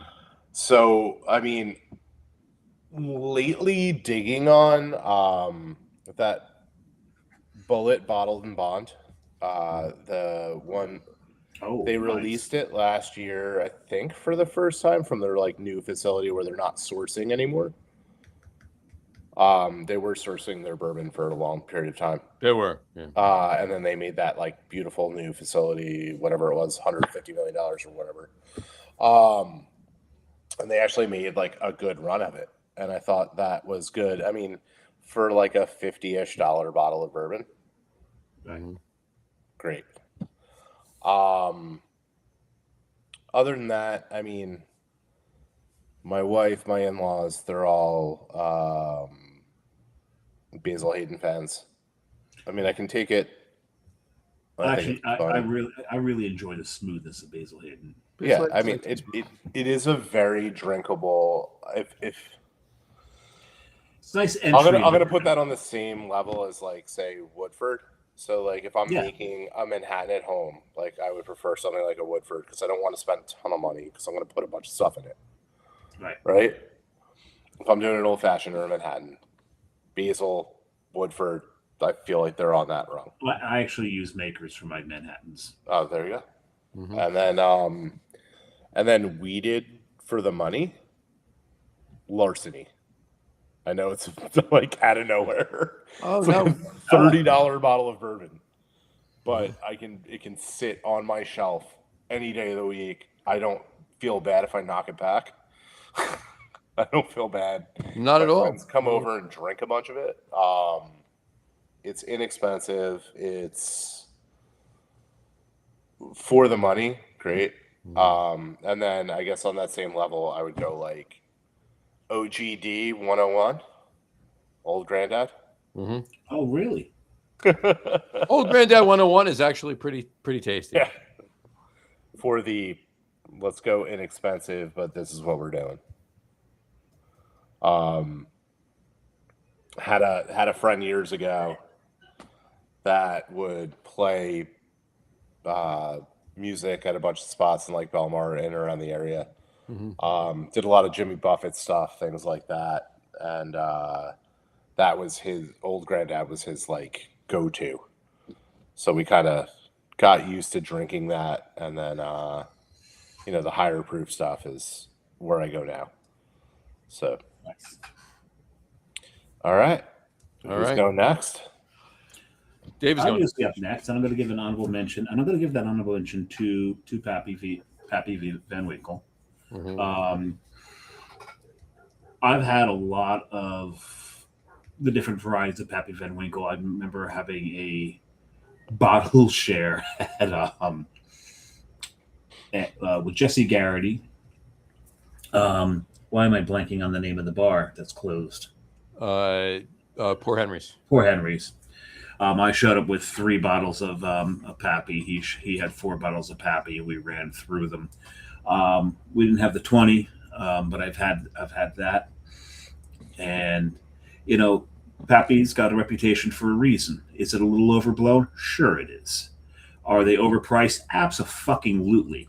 Is it a damn good bourbon? Hell yeah, it is. Mm-hmm. But I'm not paying those prices anymore. It's just not going to happen. So that's why they got the honorable mention, because they've gotten way too big for their britches. My number 3, and it's because it's one of the few Kentucky distilleries I've been at, and it would be these guys. Oh yeah, single barrel. And the single barrel, especially the Four Roses single barrel. I remember going there, and they're running us through the whole thing, and I'm just like, when can I drink the single barrel? When can I drink the single barrel? When can I drink that? I want to drink the single barrel, please, the single barrel. And the great thing is, I was with Carrie. She's not a bourbon drinker, so I got like her samples as well. It was awesome. So yeah, Four Roses. That's my number 3. High West is my number 2. I love High West. I love the variety they have. They've got a bunch of different ways, a bunch of different bourbons that you can choose from depending upon like what ratios you like. They've got a weeded. All of them, I think, are quite fucking solid. I like High West. Oh, I forgot one of my honorable mentions because I wanted one that was outside of the traditional realm of bourbons, and that was Still Lawson. Oh, sure. Oh my God, their cask strength bourbon was amazing, and I was torn between bringing home when I was in Austin, bringing home the cask strength or bringing home the cask strength rye, and I brought back the rye because I had so much bourbon at home already. So that's an honorable mention in there. But my number 1, it's always been my number 1. This is no surprise to John. I'll take it out of its bag, but it's this bad boy right here. Blanton's. I absolutely love Blanton's. This is every bottle of Blanton's is a single barrel. The thing about a single barrel bourbon, it's like with the Four Roses. With Four Roses, I find Four Roses to be a little more consistent than Blanton's on their single barrels. You never know what you're going to get. That's the whole fun of a single barrel. You're opening up your Secret Santa gift almost every time. But the better distilleries, you're going to get just usually an amazing bourbon. I've only ever once had a bottle of Blanton's that I wasn't all that fond of. It was mostly creosote and tobacco. You didn't get, the caramel had been like bullied right out of the bottle. There were some vanilla notes in there, but they were crying in the corner. No citrus notes whatsoever. But the bottle I have right now, which came from a place called Sunrise Cellars. Carrie got it for me for Christmas, as a matter of fact, and I told her, like, why'd you do that? Because I'm not going to spend that kind of money on a bottle of bourbon. She's like, yeah, but I'll spend it for you. So I got that. And so what it'll do is I'm actually going to pour a little bit on the shelf because I'm working from home all summer long, so I can get away with that. And I'll have a little snort of it. Like I said, just a little snort of it. So I'm going to pass that on to you, John. You are. And I may have an honorable mention when you're done if I can remember the fucking name of it. There you go. Well, I mean, there's so many, right? There's so many. And I'm actually pulling out a Glencairn because I'm going to pour a little of one as well. So on my honorable mention, okay? And by the way, if any of you are worried, the hiccups are gone. Great. There you go. You weren't worried. I don't think. Yeah, so. I'm happy for you. Yeah. And by the way, Jess wasn't either. You never got your peanut butter? Yeah, because she texted me that she's sitting outside at our fire pit right now. Oh, so, I thought her comment would have been "suffer, bitch." Well, she said, "Drink some bitters, leave me alone." That was it. Can you feel the love tonight? I added the "leave me alone." She just said, "Drink some bitters." There you go. And she texted me the picture. I added that. No, okay, so if I really said please, she would have brought it up to me. That's fine. I did remember my honorable mention. Smoke Wagon out of Vegas. Smoke Wagon is good. Smoke Wagon is tasty. Yeah. Oh, it is fantastic. And the thing is, when I first had it, it was only like about $45 a bottle. Yeah, other people have discovered it. Damn it. That's what I miss about Blanton's when it was $40 on the shelf and it was dusty. Yeah. Like, what are we doing? Exactly. $120 a bottle or whatever it is now. I don't even know. It's at least 90. Yeah. It's 120 downstairs. I know that much. Okay, John. So your honorable mention was what? Hold on. Yeah, you're still typing in Smoke Wagon. I'm typing Smoke Wagon. Yeah, exactly. I mean, you got a bunch of Michters behind you, so I'm assuming that's going to go there. Well, the thing is, he has a Michter's rep there every other day, apparently. Mm. Almost every time that I've visited him at the liquor store, they're pouring Michters. Okay. All right. So I have 2 honorable mentions, but then I got ties for 3, 2, and 1. So that's the way I had to do it. So there you go. Okay. All right. So my honorable mentions are same as Dave, Pappy Van Winkle. I'm not putting them in my 3, 2, 1. I'm not doing that because it's a white whale. How often am I having Pappy? Right. And specifically though the 20-year. The 15's delicious. The 10-year old Rip Van Winkle is fantastic as well. And I have not ever had the 23. I've never had the 23. I've had them. I've had a vertical. I've had them all. Okay. You know where I had the 23? There you go. There you go. But Yeah. at the brewery or at Augie's house. There you go. Yeah, it was actually at the house, not the brewery. So, We also were having too many other things. no, what's the Napoleonic brandy? Louis XIV. Louis Trey. Louis 13th. Louis Yeah. 13th. Yeah. The one So, that I yes. thought that guy was walking back in the store on Friday. I was like, "Are you kidding me? You're walking in a box of Louis Trey." They bought, but You sold one? he was leaving it. No, we sold the Louis the 13th on Friday. Yeah. So when you're drinking Pappy 23, Do you know how much? Do you know how much? All right. So Louis Trey is like almost like upwards of it's like $5,000 now. For Yeah. a bottle of Louis Trey. I'm not even kidding you. In 1988, you know how much a bottle of Louis Trey was? $300. $500. Yeah, about that. And the thing is that particular night we're drinking Pappy 23, and it's not even the most expensive nor the finest thing we were drinking that night. No. It may have been the fifth. So Pappy 20. That's honorable mention number 1. Honorable mention number 2. And I'm only putting it in there because I really want to pay homage to the other ones and the way I'm going to do this. You'll understand why. All right. Is Bomburgers. Bomberg? Bomburgers. Bomb. This bottle right here. Now, this is like a $150 bottle. I want to keep I used to shop at Bambergers. Not Bamburgers. Bomburgers. Oh, okay. Never mind. Now, this is made by Michters. All right. This is from Michters. But this is such a good bourbon. It's ridiculous. It's so good. Like I literally maybe once a month I will have a little Glencairn of this. This is so good. I'm really. I have Chris, I don't know about you, but the suspense of what he's actually going to pour. I love it. I don't think it's a suspense. There we go. But I'm doing my 3-2-1. I'm not doing a 3-2-1. I'm doing a lower end, a mid range, and a bit higher. Those are my 3. Okay. So my lower end is $30+ for the bottle. My mid range is $50+ for the bottle, and my a bit higher is $70+ for the bottle. Okay. So I'm not going to 150 for the Bomburgers, or certainly not even talking about the Pappy, right? So my lower end, I have a tie for all 3. So my lower end, and their go-tos, my lower end $30+, $30 to $50. My lower end is Buffalo Trace. Oh yeah. Regular Buffalo Trace, solid Buffalo Trace. Solid. You know, it's a solid bottle. I got a bottle back there, and tied with that is Michter's bourbon, which is what I'm pouring. So there you go. There we go. The suspense is over. There you go. I'm pouring Michter's bourbon. Now I was going to pour Michter's rye, but this is top 3 favorite bourbons, not ryes. So I'm trying to. See, I really, really want to channel Gene Wilder. When he does that suspense is killing me. Right.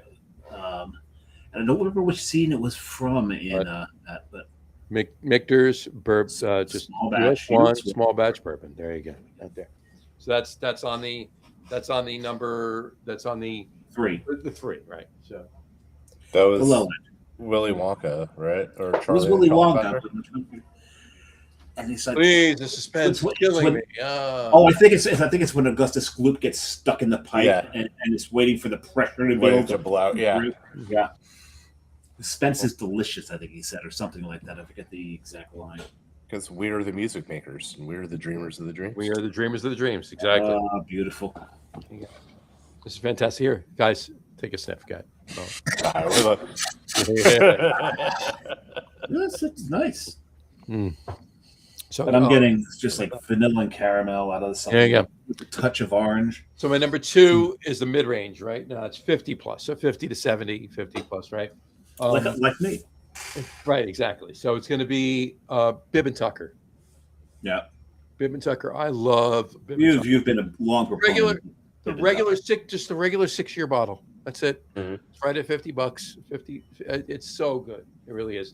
And tied with that is Rabbit Hole. I've never had Okay. a rabbit hole. Rabbit Hole I is a haven't had that either. newer distillery out of Louisville. Been there. We actually got a tour when we come back from CBC in Nashville down in 2023. We stopped there. Our Mort York rep set us up a tour or whatever there. He set us up a tour there at Peerless and at Michter's, of course. So we had some fun that day. But Rabbit Hole, they're making some fantastic stuff. In fact, while we were there, we had a 5-grain rye, and it was out of this world. It was one of the best things that I've ever tasted. It was so good. But anyway, so I'm gonna put Rabbit Hole in there. So Bib and Tucker and Rabbit Hole, those are my mid range. My a bit higher, not high end, a bit higher. So 70 plus. Not me. No. Yeah. 70 plus. It's actually 2, and I'm gonna pull these off. Okay. It's actually Willet small batch. Will it what? Willet small batch. Oh. Okay. Willet what? Ha ha ha ha. Nah, sorry. There you go. Sorry. There you go. And Old Fitzgerald. Oh, Fitz. Old Fitz. There you go. Those are my 2, and it's the 7-year. 7-year can you can find it for a little cheaper if you can. It might even be dip under 70 sometimes, but I'm putting it in the 70 plus. They're just fantastic. One story. And in case anybody's out there, I know, Dave, you've heard the story before. Chris has. Oh, good. Then I can pee while you. You can pee again for the 3rd time. Go for it. Yeah. It's tragic. There you go. Whatchamacallit? And those of you that haven't heard the story or whatever, Jess and I were in Louisville, got into town at 10:30 on a Friday night, checked in the hotel, Ubered right over to against the Grand Open at 1:30. We had some food, we had a bunch of beer, and then we're there. They're closing at 1:30, and it's just at that point that we're closing. It was just myself, Jess, the bar manager, and the general manager. They walk over, they shut the door, they turn the outside lights off, they lock the door, and they said, "You want to drink some bourbon with us?" And we're like, "Yeah, sure." Twist my arm, right? We were there till 4:30 in the morning. We were there for 3 hours drinking bourbon with them. Pappy, Old Fitz, everything. Just like if you heard of it, we had it. And that was the most exposure. I had Old Fitz before, but not a lot. That was the biggest exposure that I had to Old Fitz, and it was fantastic. And it was honestly, with the exception of the 20-year and the 23-year, and I haven't had the 23-year myself, but with the exception of the 20-year, it was every bit as good as Pappy. And that was back when Old Fitz wasn't as expensive as it is. And now it's getting the notoriety, so it's raising up. But I will say this, and the two of you can weigh in on this. I think the bourbon bubble has burst. Bourbons are coming down a little bit. They're leveling out. There are still places that are raping people with pricing, but for the most part, most everywhere you're getting MSRP. Hasn't all alcohol bubble burst? Well, yeah, I mean, but it's the bourbon collectors, right? They were driving prices up because it was sought after, right? There were white whales. Everybody was sought after them. There's a lot of allocated bottles. There were back in even just a year or two ago, there were bottles of bourbon that stores were getting 1 and 2 bottles. Now they're getting a case of 6. Not a lot more, but it's when they were getting 1 and 2 bottles a month. Now they're getting a case of 6 twice a month. Right. So there's more of it now. There's less people buying it and storing it. And there's so many. One of the best funnies, if you will, that I heard in the last couple of weeks was Funny stranger, funny haha. Funny haha. Okay. We get both on this show. Well, I think a lot of these distilleries are sitting on thousands of barrels right now. They are. And them. The joke I heard was, don't ever let anybody tell you not to start a small $150. You told this joke last show. I did. I'm saying it to Chris right now. I said, don't, and anybody that didn't hear the last show, don't ever. No, I said it on the cocktail podcast last week. You're right. It was cocktail. Don't ever let anybody tell you to not start a small $150 bourbon collection, because that $400 will be the best $5,000 you ever spent. Exactly.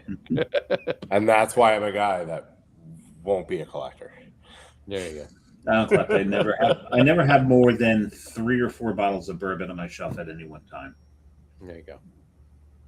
See, I'm not a quitter, so I never have more than like 2 or 3 bottles of bourbon on my shelf at a time. And it's just me. It's like, ooh, I need that. I didn't finish those other bottles yet. Yeah, fuck it. I'm getting it anyway. That's pretty much how it happens. There you go. So that's why, I mean, I'm all like value driven. Don't want to spend a lot for it, but want to make sure like the flavor and everything's there. Yeah, gotcha. So I will never call myself a connoisseur in any way, shape, or form, but at the same time, like, it needs to be halfway decent. I'm in all these stores every single day. Mm-hmm. I can find something halfway decent for. Oh, you definitely can. There's tons out there. Yeah. Now the question is, do you smoke cigars? If offered, yes. On occasion. Yeah, exactly. Like, if I go out and like actually buy them? No. Have I been in plenty of places where somebody's hand rolling them and somebody's handed me one? Mm-hmm. Yeah. Because there's a deck in a backyard, not too far from where you reside, that you can have a cigar and a pour of a bourbon or two. Oh, there you go. You can have. There you go. Thanks for bringing up one of my biggest laments, John. Thank you. I know. Well, you can't smoke cigars anymore. I can't anymore. Yeah, I will dabble, especially if there's like a good bourbon or something. There you go. I might have a few of those. That's always the time, right? Yeah. Or if you're celebrating with friends or whatever. Of course. It's always good. That has been more of my cigar smoking prowess, I guess. There you go. All right. So what is in store, beer wise, event wise? Well, we know what beers are coming around. We've covered that. We covered that already. Yeah. So we have Fest Beer coming up, then Cosmic Shift, then Mad River Maple. Next on the docket, I guess. Then outside of that, pretty sure I can talk about it. You're going to see an NA coming from Lawson's in August. Nice. Everybody else has done it. Why not? Yeah, I'm pretty sure we're allowed to talk about it. It does have flavor. It's good. I do have a silver can upstairs sitting in my fridge. But much like all of our other beers, related to sip. What? Related to sip? Yeah, it's going to be called Sippin'. Sippin'. SIP''. Not 100%, but loosely related. It will come in a yellow box. And much like all of our other beers, it will have a cold 12-ounce six-packs. storage. What? 12-ounce six-packs? Yep. All right. And cold storage will be required, mandatory, necessary, mandated. But yeah, that is coming. Like I said, with Easy Sip, we're still in a test and learn, but if that becomes a thing, I think that will be released next year. And then outside of that, big shakeup in distro in New Jersey. Yeah, if people haven't heard about this already. I mean, it's 2 days old, right? I know. I mean, it started Friday, but it's really only honestly 36 hours old. Yeah, I mean, you didn't bring it up, so I wasn't sure. I didn't bring it up. I was leaving it to you, or I would just discuss it with you when we signed off. But yeah, so Serene bought Remarkable Liquids, and in New York, Remarkable bought Serene. To a degree. We were going with other houses in upstate New York. Serene did pick up a bunch of stuff in the city, I believe. I am now in charge of Metro New York and New Jersey for Remarkable. So I'll be dealing with Serene or Metro New York and New Jersey, and I'll be dealing with Serene in those two areas. So right now that's for as us, a month from tomorrow, August 1st. yes. So right now they will have the Hudson Valley, New York City, Long Island, and New Jersey for us. And then Remarkable gets Serene's business from west of the Hudson Valley out to Rochester is minus Lawson's. Minus Lawson's. Because Serene already sold off Eastern Pennsylvania and a number of other areas over there. So yeah, distro's been shaking up. But we know we have great partners. Last year, Serene won Distributor of the Year with us. We have like an award that we give out every year. So we're very confident in what they can do, especially in New York City and New Jersey. So, and they're putting a lot of eggs into the basket. So they are. It's remarkable what they're doing. Oh no, it's not. It's Serene. It's incredible. It's amazing. Give me 1 dram of bourbon, I turn into that most awful of dinosaurs, thesaurus. There you go. There you go. Oh, we got a comment here. Who is it from? I wonder who. We got a couple of. We got a couple. Oh, we got a couple. Actually, we got to go back to Brian. Since you switched. Actually, we'll start with. That's right. Before that, Justin. Justin's definitely a few drops of water or some ice with really peaty Scotch whiskey. Yeah, you need it. You do. Whiskey. There you go. And then he said, Elijah Craig, Elijah Craig, 23-year, Wild Turkey, 70th anniversary, 8-year, Weller, 12-year, honorable mentions, Barrel, Bourbon, Cask Strength, Barrel. Not sure where he's going with that. But I prefer Irish, he said. What's your favorite Irish? That's what I want to know. Yeah, I know what mine is. I like Slane for the cheaper one. There you go. Brian said, since you switched, I went to Hidden Barn Straight Bourbon Whiskey. And then Justin said, blame all the craft beer. At Hidden Barn. I've tried to get there once, but it's so hard to find. Blame all the craft beer collectors searching for the White Whale, Bomber brands. Got tired of beer as we all got older and moved on to bourbon. Then it started to happen with tequilas. But yes, bubble is popping. There you go. And I get that. Brian said it is. And then Brian said, I'm just a drinker. And he said that no true statement has ever been said. It's very true. That is the problem with getting a monthly craft whiskey delivery. There you go. Okay, so I'm pouring a little of the Four Roses. I used to do a bunch of those like different monthly. I would get like Tavor or whatever we had Tavor. I mean, I've gotten too many boxes, too many crates from him, and so is Dave. We actually turned Brian on Tavor, and he gets like a 50 bottle crate every time he orders now. Yeah, the lawsuit is pending from Brian on us to pick up some of his costs. Exactly. Yeah, that's why I stopped. I was like, geez, like 120, 150 bucks, whatever it is a month. I'm like, Brendan Bain. I haven't had that. Mike Dolan just said favorite Irish, Brendan Bain. Yeah, there you go. I gotta try that. And Justin Vitti said every day go to Powers 3 Sparrows. Redbreast 12-year. Yes, Redbreast 12-year. That's mine. Middleton's I'm into too. Middleton's good. Green Dot. That's like a newer one. Green Dot I can't afford Green Dot. Green Dots. Yeah, I've had Green Dot once. I've had it. I've had a bunch of Yellow Dot. Yeah. Oh, by the way, Spot, not Dot. Spot. You're right. Spot. And Green Spot. Love Green Spot, but you know what? Not for nothing. Redbreast. I prefer the Redbreast 12. Redbreast 12 is my top. I prefer the Redbreast. Irish whiskey is still like super cheap, like regardless of like what. Oh yeah, Redbreast. I mean, comparative to like when you're getting compare it to bourbon or whatever, it's still super cheap. And especially when you get those entry levels, the lower levels, you know, when you get that one step above JMO, some of those are still so like. I love Slane. I'll drink, and Slane's like what 23, 27 for the bottle, John. Something along those lines. It's around 30-ish. It's $30. Yes, around $30.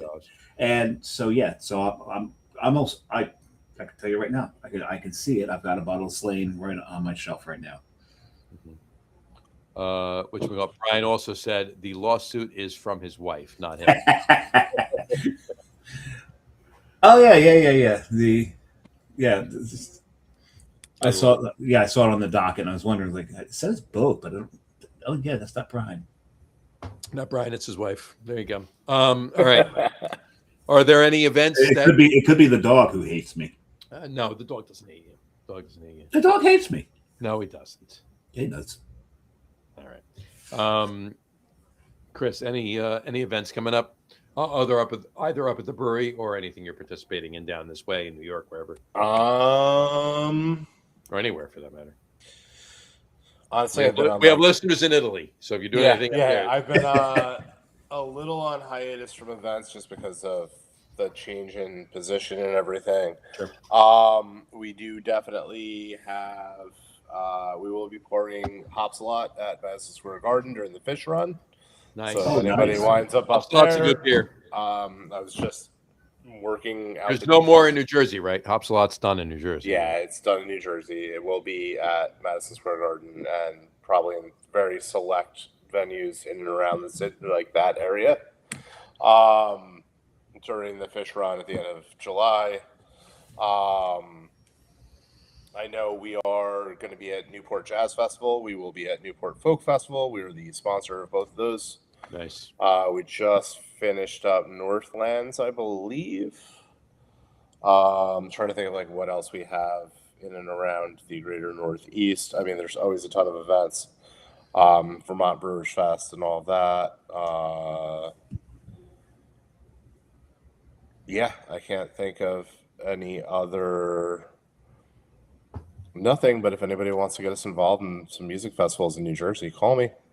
There we go. That would be fantastic. We are looking to work with more partners. There's a number of people on my list that has yet to come to fruition, but as we sit down and talk to more and more people, things happen. So there you go. I don't know. As far as the summer goes in New Jersey, I mean, outside of a couple of tastings and things, I don't really have anything. That's fine. That works. We'll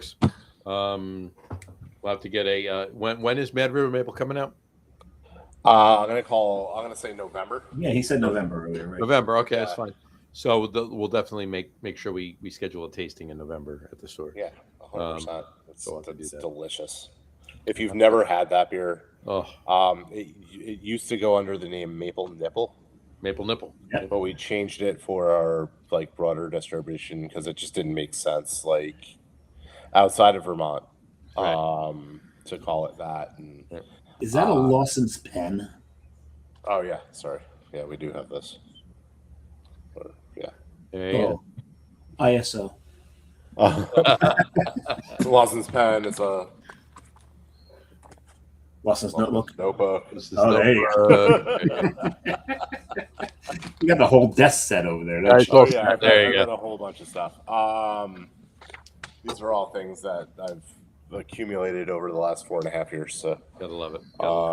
There's a lot of random Lawson's things in and around, but I think that's really what we have right now. As new things come out, we'll definitely keep you. Brian Bokus got a great point. He said, but I am soon to travel the country to collect beer and whiskey to go. Tell me where I should go. Well, we'll work on that. There's plenty of places. We tried to tell you where to go. The dog told you. There you go. There's and he says, reach out to John Henderson. This is a good point. Oh, John. There is a fun place my wife and I we like to go up to the Finger Lakes and just like kind of hit in and around what's the one where Watkins Glen is? Watkins Glen, yeah. Like in and around that area. Seneca Lake. Seneca, yeah. And we will always stop in Finger Lakes Distilling, which is over there, and grab, what do they have that? It's not McKenna. Let's mix something. They had their own bourbon and rye. Yeah. McKenna was St. Lampre's. It wasn't McKenna. Sidekick. It's the other. It's mix something. But we will grab it when we're over there. It's just honestly, it's just like a beautiful little area. I think it's more environment than anything else. Watkins Glen is really, really pretty, and everything in right around the bottom of Seneca Lake there, going up on the west side. Like anywhere in the Finger Lakes. Am I frozen? By the way, am I frozen to you guys? Because yes, you are. Yep. We can hear me. We can hear you. Yeah, there you go. You're unfrozen. I'm unfrozen. That was an unflattering freeze, by the way. It was. It was like you're being a goosed. resort that we'll stay at. That's right across from that spot. That's cool. It's just called Lakeside Resort. It has a little bistro. It's fantastic. Really cool. They took a bunch of old shipping containers and converted them into individual units. Oh, that's cool. And the way they staggered them on the side of so everyone can see the waterfall in the lake. Nice. I want to get up there. I want to do like a long weekend up there. I got to get up there, but we're going. Our trip this summer is going to be we're going to Maine for a week. Nice. We're going to go all the way up and then work our way back down. You got to finally make it to Sylvaticus. Yeah, we're gonna. I might hit Sylvaticus if they're open on the way back down, because it's going to be one night, a day and a half in Boston with one night in Boston on the way back. Oh, you got to swing out and then come back to Boston. Well, no, when we're coming back down, we can stop at Amesbury and stuff. Yeah, but you got to swing out west to come back to Boston. Not so far. It's only a little off of 95. It seems that way. It's a lot farther than you think. It's like everything up in New England. That just doesn't seem that right off 90. Yeah, Exactly. right. It's right off 90. Right off 90. Right there. It's right there. All right. Hour and a half later. Where the hell am I? Mike Dolan, last comment. I want to get it up there. Mike Dolan said, Mad River Maple is his beer to bring in fall 100%. I agree with you 100% there, Mike. And he says, I am also loving OGD 114. It's 114. Yeah, I said 110. That's my bad. All good. There you go. And I did want to put this up. I just got this the other day. It's a bagel shop in Belmar. There's a couple. There's a couple of locations around. There's one in Belmar. There's one in Wall. Seagard, actually. Wall. Are they sponsoring us? No, they're not. But I just love this sticker that I got at the Belmar location. There's one in Manasquan too. It's really cool, and it just links to their website, but it's pretty cool. And I got to put it up there. There you go. Egg and cheese. Porkrolleggandcheese.com. There you got a couple of it. Sorry, North Jersey. Yeah, sorry, North Jersey. It's pork roll. There you go. And Dave and I always say that I was born in Taylor Ham and moved to Pork Roll. He was born in Pork Roll and moved to Taylor Ham. I'm in Taylor Ham now. Actually, I'm in Union City. You can't get pork roll or Taylor Ham. You can't get anything. Yeah, exactly. You're getting like Dominican salami with eggs. You can get Moro. You can get pinchos up the road. You can get any Hispanic food you want in this town, but not pork roll. I think we should just start calling it Taylor roll and just split the difference. That's it. Yeah, exactly. It's better than pork ham. It's better than pork ham because pork ham's pork ham would be gross. Yeah, it's gross. Pork ham is not and redundant. Well, I mean, ham is pork and exactly. It's redundant. It's saying the same thing over and over again, and it's also repetitive. It is. So and not only that, it's repetitive. Yes. Well, we already live in a fictitious unicorn known as Central New Jersey, so we might as well just start calling it. Hey, John Stewart said it exists, and that's all I need.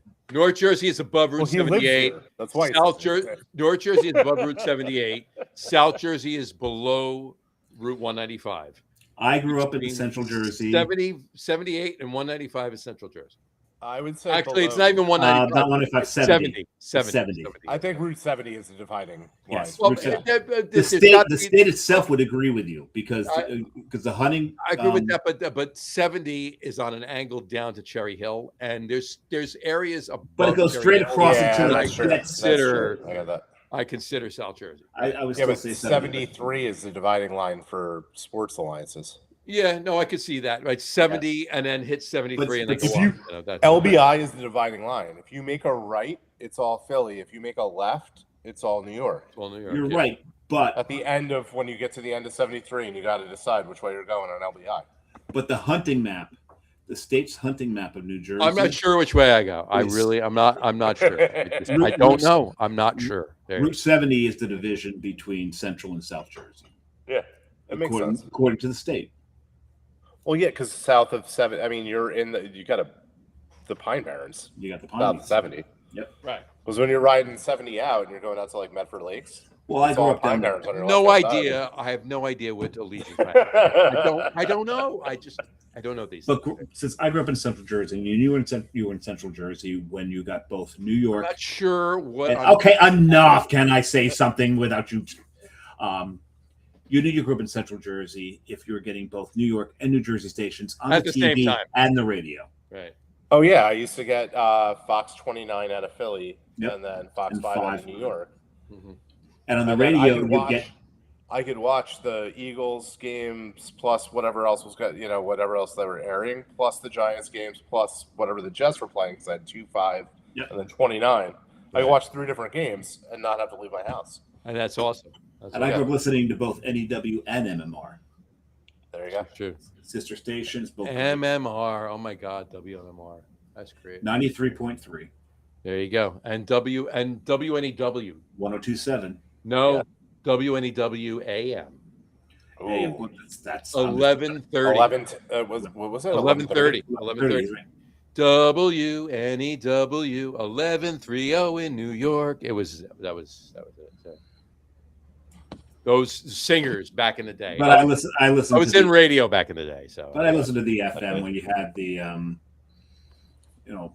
a Monahan. There was a Monahan on WNEW. Mm-hmm. Jim Monahan. We wouldn't go by Jim Monagahagan because there was a G in there. Jim. Vinny Skelza. Justin said it's all north from me. And then Brian said MMR was great. MMR was great. Joe Bonadonna.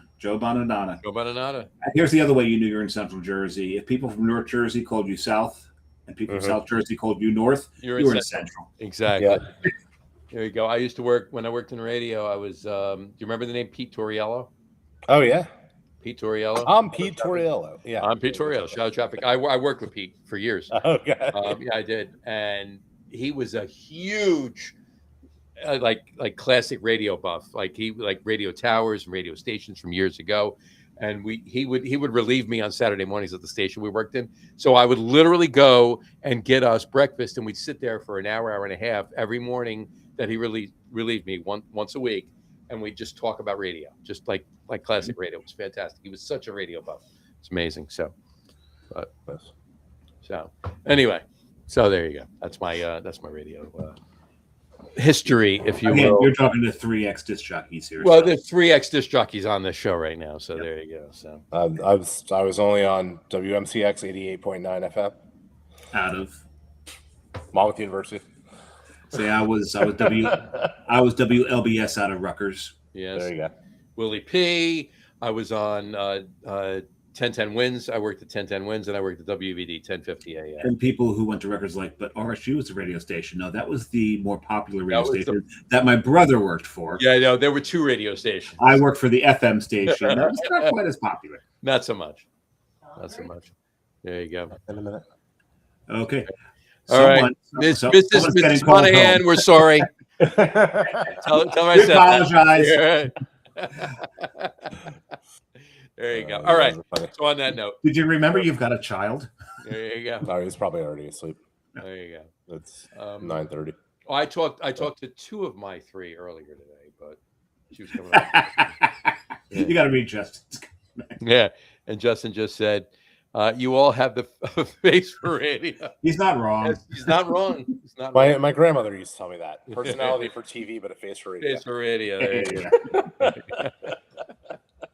There you go. All right, Chris. Any words of wisdom? Any last parting shots for Lawson's or anything you got coming up? Not really. I mean, that's kind of where we're at right now. There will be more news and info. Obviously, we have our website. Check it out, lawsonsfinest.com. Absolutely. Also, my Instagram right now says lawsonsfinestnj.com or lawsonsfinestnj.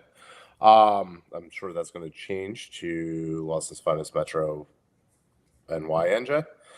But just be on the lookout for that kind of stuff. We'll update you on things as they transpire, but definitely check the events page. Yep. And yeah, that's what we have for right now. Awesome. That's great. All right. I want to thank you for coming on. Oh, Really do. absolutely. And hang out for 2.5 hours of what did I tell you last week? I was Yeah. the conversation just keeps going, and yeah. But stick around. We'll talk for just a minute or two after we sign off. I want to thank everybody for, watching the show. It's they almost came back. They almost came back. Oh, I thought that was just a little agita. It's just a little agita. It wasn't quite the hiccups. You got a little verklempt? I got a little bit clamped, just a bit. Anyway, talk amongst yourselves. Just give you a topic. Eggplant, neither an egg nor a plant. Discuss. There you go. Hey. Like butter. Yeah, it's like butter. Anyway, on that note, we will wrap up the show for today. Well, thank everybody for watching. And for those of you just listening to the audio podcast, thank you for listening. Well, thank everybody for watching. Yeah, exactly. Don't forget to visit our website, www.lagerum.com. It's LAGERROM.com. We do have one of those. I should visit and that. Please, you should. Once in a while, you should. And maybe like write something so I can put it on with my stuff as well. I should probably check my inbox too. If you ever tell me how to get into my inbox. Yeah, I can tell you that, right? And please remember, like us and follow us on all of our social media, Facebook, Twitter, Instagram, and of course, our YouTube channel. All of them are at The Log Room. Remember, we go live with video podcasts on Facebook, YouTube, X, and Twitch every Tuesday night around 6:30 p.m. or so Eastern time. And for those of you who just want to listen to the audio podcast, you can do so on our audio host Spreaker, as well as iHeartRadio, Apple Podcasts, Spotify, Odyssey, Audible, Pandora, Amazon Music, iTunes Music, YouTube Music, TuneIn, Podcast Addict, CastBox, Deezer, Podchaser, Listen Notes, pretty much anywhere you can find an audio podcast, you will find the Log Room Guys Craft Beer Podcast. And if you haven't done so already, please subscribe to one or more of those feeds and you will never miss a show. Again, thanks for following along with us. Chris, thank you so much for coming on. We really appreciate it. It was a fantastic show. We love Lawson's. These beers some of my favorite shows is when John has drank so much that he trips over that outro. I do. And he loves it. He loves it. The ones that, he's like, it's not a successful show if I just breeze for the outro and that. Yeah, if he breezes. Right. That's it. So, and on the sports podcast, actually, Pete has made an outro voiced by AI. Okay, but fuck Pete. Well, no, and you can tell him I said that. Tell him I said that. No. Well, he voiced it, and then he had AI create this like. It's actually kind of cool. He had AI create this like 1950s radio announcer, like kind of. Okay, that sounds cool, but still, fuck. Pete. But it was what he said, so it was kind of cool. But so I don't have to do the outro at all on the sports podcast. But anyway, so you can drink as much as you want. I can drink as much as I want on that one. It's fine. You can on this show too, because the outro gets more interesting the more you drink. This is very true. You're not wrong. There you go. Anyway, Chris, thank you so much for coming on. We really appreciate it. Stick around. We'll talk for a couple minutes. Anyway, guys, thank you for following along with us. Have a great rest of your week. Have a wonderful weekend. And we will talk to you next week, folks. Take care. Have a wonderful, happy, and healthy, safe 4th of July. Happy Independence Day. Happy 250 to America. Enjoy. Yep. All right. That's this weekend. It's now, right? It's still, but Saturday is 4th of July. Be safe. Don't JPP yourself. Don't JPP yourself. You don't want to do that. All right. And we will make sure you're around to tune into us next week. I can't even speak. Hold on, I need a sip of bourbon. Hold on. There we go. Smooth that right the fuck out. There we go. That's better. Make sure you're around to tune into us next week. There you go. I was about to tell you, Chris, there's no fucking cursing on the show. Can't fucking curse on this show. Sorry. Anyway, enjoy, folks. Take care. Cheers, folks. Yeah. Give the